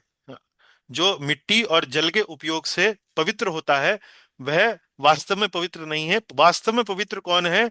जो धन इत्यादि संबंध में, लेन देन में शुचिता रखता है। तो यहाँ शुचिता की एक अन्य परिभाषा, एक अन्य वर्णन यहाँ पर दिया गया है। यहाँ भूमि और जल के उपयोग से पवित्रता का क्या अर्थ है? जैसे पहले के समय में, आज वैसे आज के समय में भी कई लोग ऐसा करते हैं, तो शुचिता के लिए कई बार वो जल का, मिट्टी का उपयोग करते हैं। जैसे आपने देखा होगा कि कई बार हाथ धोने के लिए, शरीर धोने के लिए मिट्टी का उपयोग किया जाता है। आजकल तो हम साबुन है, जल है, उसका उपयोग करते हैं। तो मृद, मृद अर्थात मिट्टी, लेकिन मृद को आप मिट्टी के गुणों से युक्त अर्थात भूमि के गुणों से युक्त यानी कि साबुन के लिए भी समझ सकते हैं। तो शुचि का अर्थ क्या हुआ? धन के लेन देन में पवित्रता। तो इसका अर्थ भगवान के संबंध में क्या है कि अन्यों की, किसी की जो धन था उसके प्रति उनकी लोलुपता नहीं थी। अन्य के धन को वो वास्तव में बहुत पवित्र दृष्टि से देखते थे, किसी लोलुप दृष्टि से या लोभ की दृष्टि से नहीं देखते थे। चलिए। कुलोचित मति शात्रम। प्रभु जी फिर स्लाइड रोक दे। अच्छा, चलिए। हाँ। आ गया। हम्म। कुलोचित मति स्वधर्म। कुलोचित मति कुलोचित मति क्षात्रम, कुलोचित मति ही शास्त्रम। धर्मम स्वम बहुमन्यते, धर्मम स्वयं बहुमन्यते। मन्यते परया कीर्त्या, मन्यते परया कीर्त्या। महत् स्वर्ग फलम ततः। महत स्वर्ग फलम ततः। पढ़ें। अपने कुलोचित आचरण करना व अपने क्षत्रिय धर्म के पालन को वे बहुत महत्व देते थे। वे मानते थे कि क्षत्रिय धर्म के पालन से परम कीर्ति व परम धाम की प्राप्ति होगी।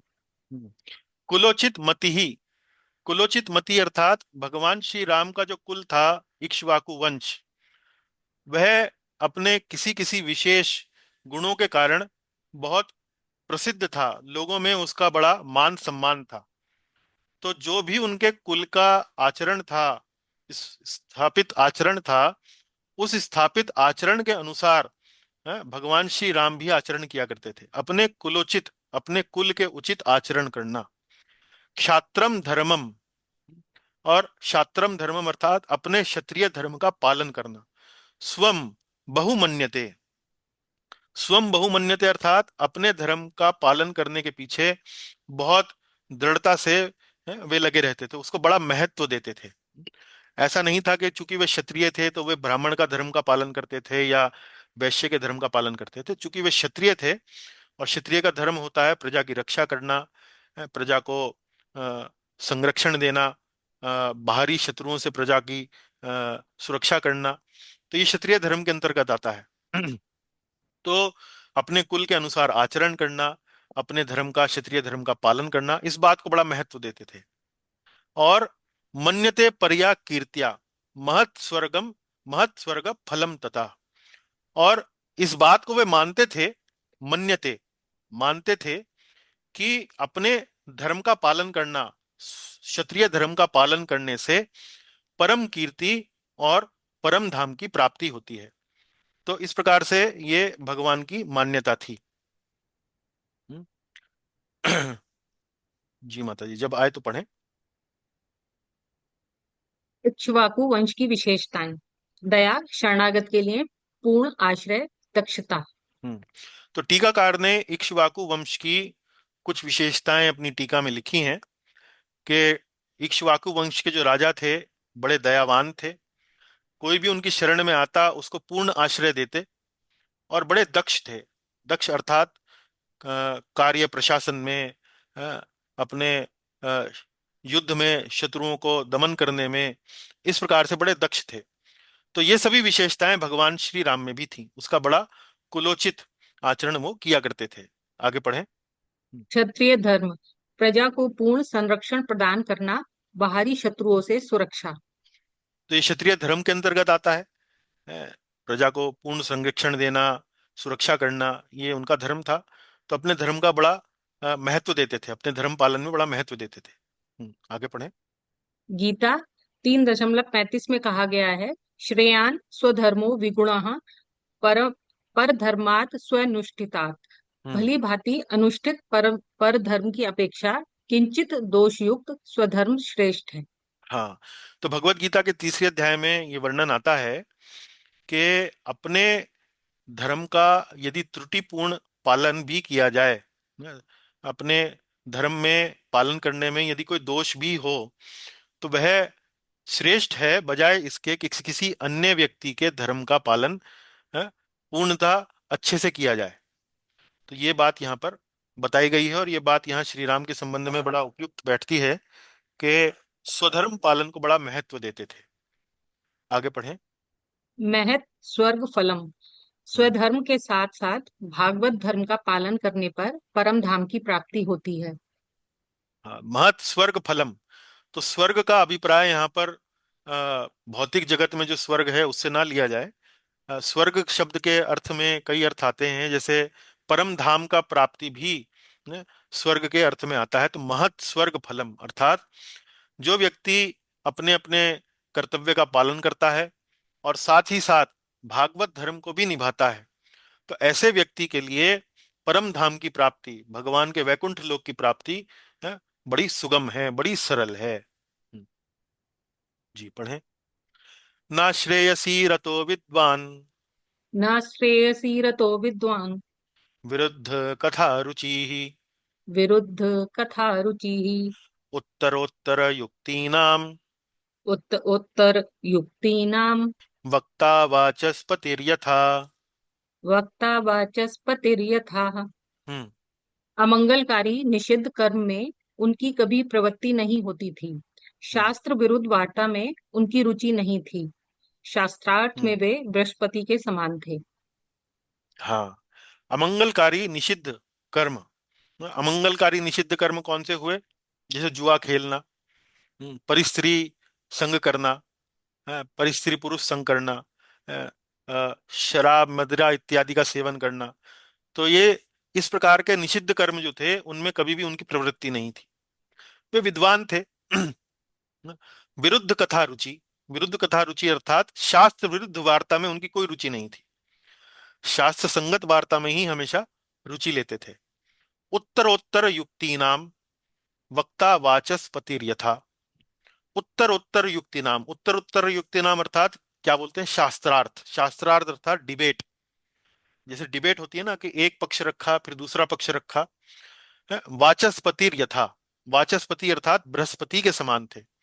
तो मान लीजिए कोई डिबेट में उनके साथ आए भगवान श्री राम के साथ, तो बृहस्पति, बृहस्पति कौन है, देवताओं के गुरु। देवताओं के गुरु वो बृहस्पति हैं। तो बृहस्पति नीति बड़ी प्रसिद्ध है, जैसे चाणक्य नीति है, विदुर नीति है, इस प्रकार बृहस्पति नीति भी बड़ी प्रसिद्ध है। तो शास्त्रार्थ में वे विद्वान, बुद्धिमान बृहस्पति जी के समान थे। हम्म। निषिद्ध कर्म जैसे जुआ इत्यादि। हम्म। बृहस्पति देवताओं के गुरु, विद्या, धर्म, नीति और दर्शन के ज्ञाता माने जाते हैं। जी, तो ये बृहस्पतियों के गुरु हैं। विद्या, धर्म और नीति, दर्शन इत्यादि के ये ज्ञाता माने जाते हैं। तो वास्तव में श्री रामचंद्र जी ज्ञान में बृहस्पति जी से किसी प्रकार से कम नहीं थे। जी। अरोगस्तरुणो वाग्मी अरोगस्तरुणो वाग्मी वपुष्मान्देश कालवित्। वपुष्मान्देश कालवित्। लोके पुरुष सारज्ञ लोके पुरुष सारज्ञ साधुरेको विनिर्मिताः। साधुरेको विनिर्मिताः। हम्म। उनका मन व शरीर निरोग था एवं अवस्था तरुण। वे हम्म। अच्छे वक्ता, सुंदर शरीर से सुशोभित तथा देश काल को समझने वाले थे। उन्हें देख हम्म। जान पड़ता था कि विधाता ने संसार में समस्त पुरुषों के सार तत्व को समझाने वाले साधु पुरुष के रूप में एकमात्र श्री राम को ही प्रकट किया है। हाँ, देखिए कितना सुंदर श्लोक है। पुरुष सारज्ञ साधुर एको विनिर्मिता। इसी पंक्ति को देखते हैं पहले। लोके, लोके अर्थात इस जगत में। पुरुष सारज्ञ साधुर एको, पुरुष सारज्ञ अर्थात पुरुषों के सार तत्व को समझने वाले। पुरुषों के सार तत्व को समझने वाले अर्थात अ, जो एक पुरुष है उसका सार क्या है, उसके व्यक्तित्व का सार क्या होना चाहिए, उस पुरुष में वास्तव में किस प्रकार के गुण होने चाहिए, उन सभी गुणों को, उन सभी गुणों के सार को समझने वाले साधु पुरुष के रूप में साधुर एको, एकमात्र श्री राम को ही प्रकट किया है, विनिर्मितः। तो भगवान ने या विधाता ने यदि उनको कोई एक ऐसा पुरुष उसको जन्म देना है या भौतिक जगत में उसको प्रकट करना है जिसमें समस्त पुरुष के गुण भरे हों, किसी भी तुलना में कम ना हो, तो ऐसा कोई यदि कोई व्यक्ति इस जगत में कभी कोई आया है तो वो एकमात्र श्री राम है। लोके पुरुष सारज्ञ साधुर एको विनिर्मता। और अन्य गुण क्या बताए गए हैं, निरोगी, हमेशा निरोग रहने वाले, तरुण रहने वाले, हमेशा युवा अवस्था में युक्त, वाग्मी अर्थात अच्छे वक्ता, प्रवचन यदि करना हो, किसी को भाषण इत्यादि देना हो तो बड़े अच्छे वक्ता। वपुष्मान, वपुष्मान अर्थात सुंदर शरीर वाले। वपु बोलते हैं शरीर को, सुंदर शरीर से सुशोभित। और देश काल वित्त, देश काल वित्त अर्थात कई बार हमें परिस्थिति के अनुसार, समय के अनुसार, स्थान के अनुसार, देश काल वित्त, देश के अनुसार, काल के अनुसार, पात्र के अनुसार हमें अपना आचरण करना होता है। हर बार एक ही आचरण उपयुक्त नहीं रहता है। किसी अवस्था में एक आचरण, किसी दूसरी अवस्था में दूसरा आचरण। तो देश काल वित्त, तो देश काल को समझने वाले थे, उसके अनुसार वे आचरण किया करते थे। आगे पढ़ेंगे। सतु श्रेष्ठैर्गुणैर्युक्तः सतु श्रेष्ठर गुणैर्युक्तः प्रजानां पार्थिवात्मजाः प्रजानां पार्थिवात्मजाः बहिश्चर इव प्राणो बहिश्चर इव प्राणो बभूव गुणतः प्रियाः। बभूव गुणतः प्रियः। हम्म। राजकुमार श्री राम श्रेष्ठ गुणों से युक्त थे। वे अपने सद्गुणों के कारण प्रजाजनों को अपने प्राणों से भी अधिक प्रिय थे। हम्म। बहिश्चर इव प्राणो बभूव गुणतः प्रिया। तो अ, पार्थिव आत्मजः अर्थात राजकुमार श्री राम श्रेष्ठ गुणों से युक्त थे, श्रेष्ठ गुणैर युक्तः। प्रजा नाम, प्रजा जो थी उनको अपने प्राणों से भी अधिक प्रेम करती थी।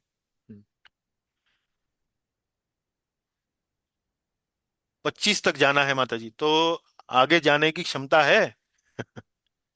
बताएं। जी प्रभु जी। समय तो समाप्त हो गया है, 6:40 हो गए हैं। आप कहें तो आगे चलें, अन्य भक्त भी बताएं। हम्म। बोले कौन मना करेगा। भगवान के गुणों की चर्चा हो रही है तो मना करने का साहस कौन लेगा। चलिए चलते हैं, एक दो पढ़ते हैं। सम्यक विद्या व्रत स्नातो सम्यक विद्या स्नातो यथावत् सांग वेदवित् यथावत् सांग वेदवित् ईश्वस्त्रे च पितुष ईश्वस्त्रे च पितुः श्रेष्ठो ईश्वस्त्रे च पितुः श्रेष्ठो बभूव भरताग्रजाः। बभूव भरताग्रजाः। हम्म। सभी विद्याओं एवं व्रतों में निष्णात, यथावत वेद वेदांगों के अर्थ को जानने वाले, बाण विद्या में अपने पिता से बढ़कर ऐसे थे भरत के अग्रज। ऐसे थे भरत के अग्रज। श्रेष्ठो बभूव भरताग्रजाः। भरत आग्रजा अर्थात भरत के अग्रज अर्थात भरत के बड़े भाई।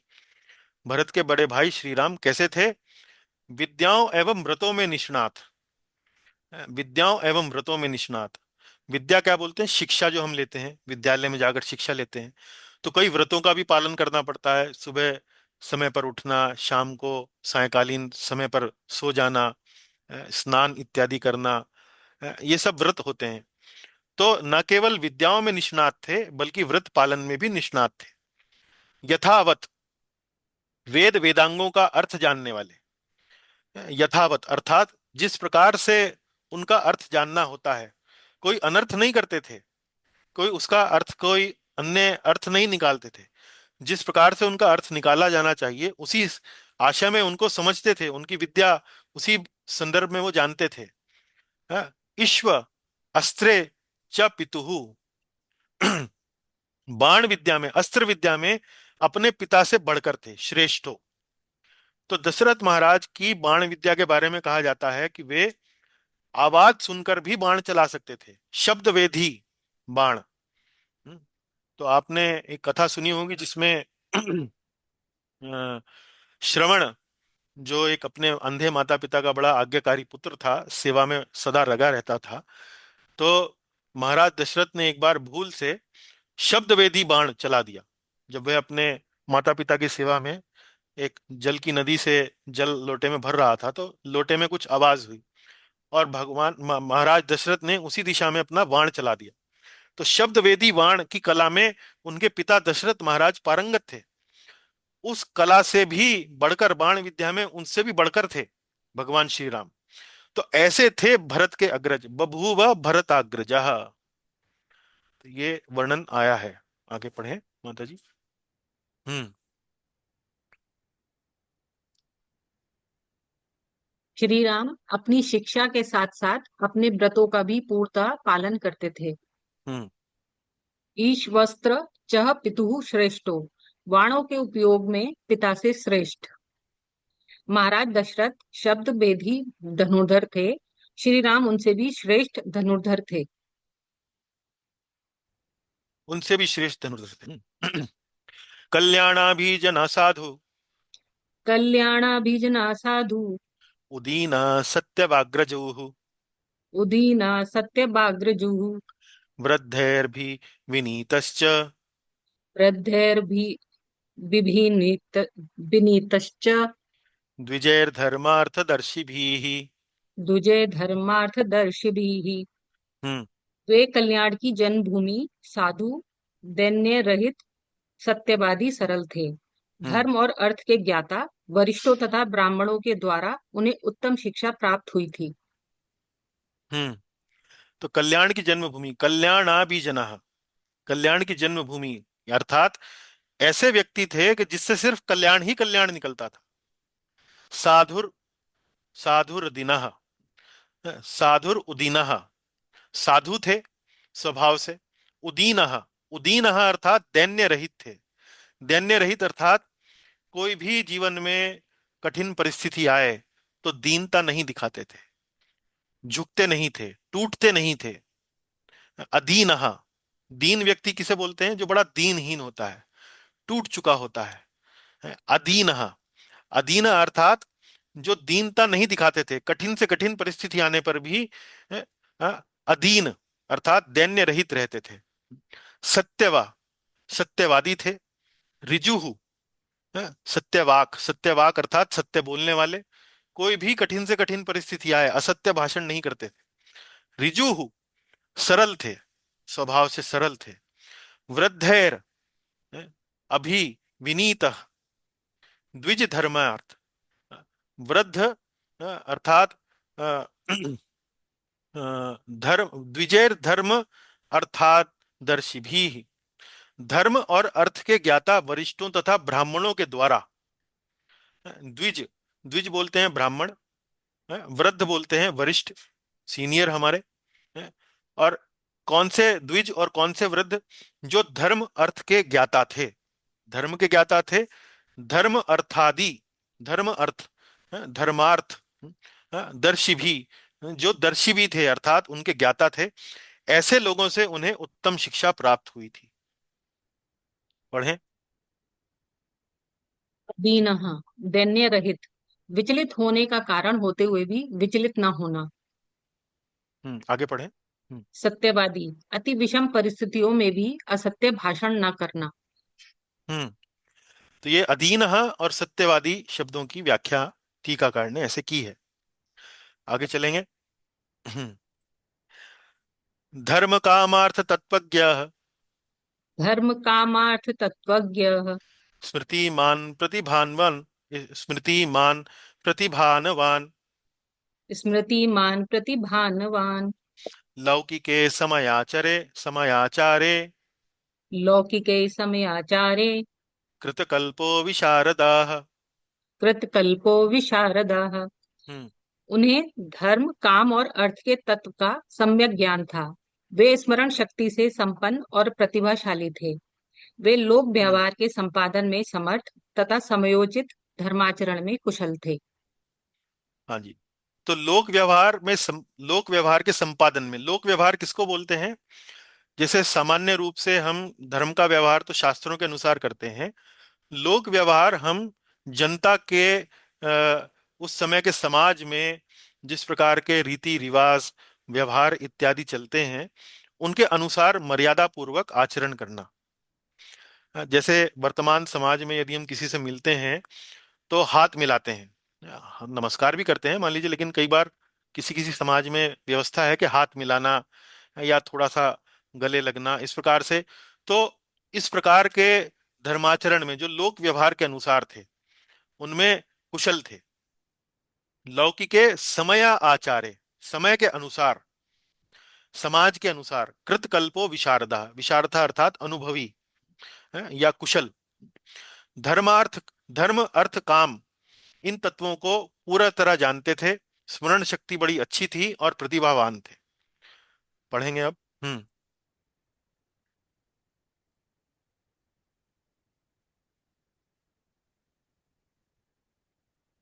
धर्म, धर्म कामार्थ तत्वज्ञ, धर्म अर्थ काम मोक्ष के तत्व को समझने वाले, अर्थात दिन में कब कौन से पक्ष पर ध्यान देना है, इसमें तत्वज्ञ थे। तो धर्म, काम और अर्थ, या आपने शब्द सुने होंगे कई बार। धर्म अर्थात धर्म का पालन करना, काम अर्थात अपनी इच्छाओं की पूर्ति करना, और अर्थ का अर्थात धन इत्यादि का अर्जन करना। तो दिन में कौन सा कार्य कब करना है, कब अर्थ करना है, कब काम करना है, कब धर्म करना है, तो इसमें पूर्ण रूप से विद्वान थे। जैसे प्रातः काल का समय धर्म के कार्यों को करने के लिए सबसे उपयुक्त समय है, पूजा पाठ। उसके अलावा दिन के समय, अब दिन आ गया है, प्रातः काल निकल चुकी है, तो दिन के समय अर्थ कमाना, यानी कि भगवान श्री राम के लिए अर्थ कमाने का अर्थ है कि राज्य चलाना, राज्य में अपनी प्रजा से कर इत्यादि वसूल करना। तो दिन में अर्थोपार्जन, अर्थ अर्थात अपना कोई व्यवसाय करना, कोई व्यापार करना।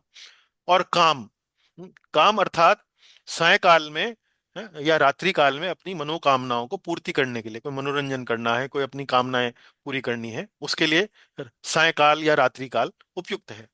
तो कौन से समय कौन सा कार्य करना है, धर्म काम अर्थ तत्वज्ञ, इस बात को समझते थे। पढ़े प्रतिभावान। प्रतिभावान वह बुद्धि जिससे नया दृष्टिकोण प्राप्त हो। हम्म प्रज्ञाम नव नवान्मेष शालिनीम प्रतिभाम विदुहु। हम्म प्रतिभावान उसको बोलते हैं, ऐसी बुद्धिमान व्यक्ति को बोलते हैं जो अपनी बुद्धि का उपयोग नई नई अंतर्दृष्टि के लिए करता हो। जैसे कोई भी परिस्थिति है, उस परिस्थिति को अलग अलग दृष्टिकोणों से देखना, नए नए परिप्रेक्ष्य से उसका आकलन करना, इसको प्रतिभावान बोलते हैं। एक विशेष व्यवस्था को, विशेष परिस्थिति को एक तरह से देखना, फिर दूसरी तरीके से उसके बारे में सोचना, ये प्रतिभा है। आगे पढ़े। लौकी के समयाचारे हम्म। अपने समय की सामाजिक रीति रिवाजों को मानने में कुशल। हाँ, तो जैसे मैंने आपको बताया कि हाँ, लौकिक सामाजिक व्यवस्था के अनुसार अपनी रीति रिवाजों को मानना, उसका पालन करना। तो चलिए अब हम यहीं शेष रुकेंगे, क्योंकि समय अधिक हो गया है, ज्यादा समय का उल्लंघन करना भी उचित नहीं है। अभी भी 23, 24, 25 3 श्लोक बाकी हैं। पर फिर विवरण मैंने बाहर दिया है इनका, आप पढ़ लीजिएगा, मैं शेयर करूंगा। तो इस प्रकार देखिए कि भगवान के गुण श्री वाल्मीकि रामायण में इतने दिए हैं, अभी भी 31 श्लोक तक थे और उसके बाद भी हैं। दशरथ महाराज भी उनका वर्णन करते हैं, आगे भी उनका वर्णन आता है। तो मैं पढ़ते पढ़ते, लिखते लिखते, समझते समझते मैंने मेरे 3-4 दिन निकल गए। और अब मैं कक्षा में भी बता रहा हूं, तो आपने भी संभवतः यह अनुभव किया होगा कि इतने गुण हैं, इतने गुण हैं, अंत ही नहीं है, सागर के समान है। तो ऐसे हैं प्रभु श्री राम। तो भगवान श्री रामचंद्र की जय, श्री राम नवमी महामहोत्सव की जय। और निधि माता जी की और सुषमा माता जी, बहुत बहुत धन्यवाद, आपने बहुत सुंदर पठन पाठन किया, आपका बहुत बहुत आभार जी। चलिए, ग्रंथराज श्रीमद् वाल्मीकि रामायण की जय, शिल प्रभुपाद जी की जय। और हमारे जो टीकाकार हैं गोविंद राज जी, अ, अ, रामानुज संप्रदाय से श्री गोविंद राज अ, आचार्य की जय जी। कोई टिप्पणी है, कोई प्रश्न है, बताएं। पहले तो ये बताएं कि ये जो शैली है जो हमने उपयोग करी है, कि रामायण से संस्कृत पढ़ना, फिर उसका अनुवाद पढ़ना, अलग अलग शब्दों का अलग अलग अर्थ करना, क्या आपको उसमें रस मिला, या आपको लगा कि भाई ठीक था, लेकिन ऐसी कोई विशेष बात नहीं है? थोड़ा बताएं, आपको आनंद आया हो तो बताएं, ताकि आगे आने वाली कक्षाओं को भी इसी प्रकार तैयार किया जा सके।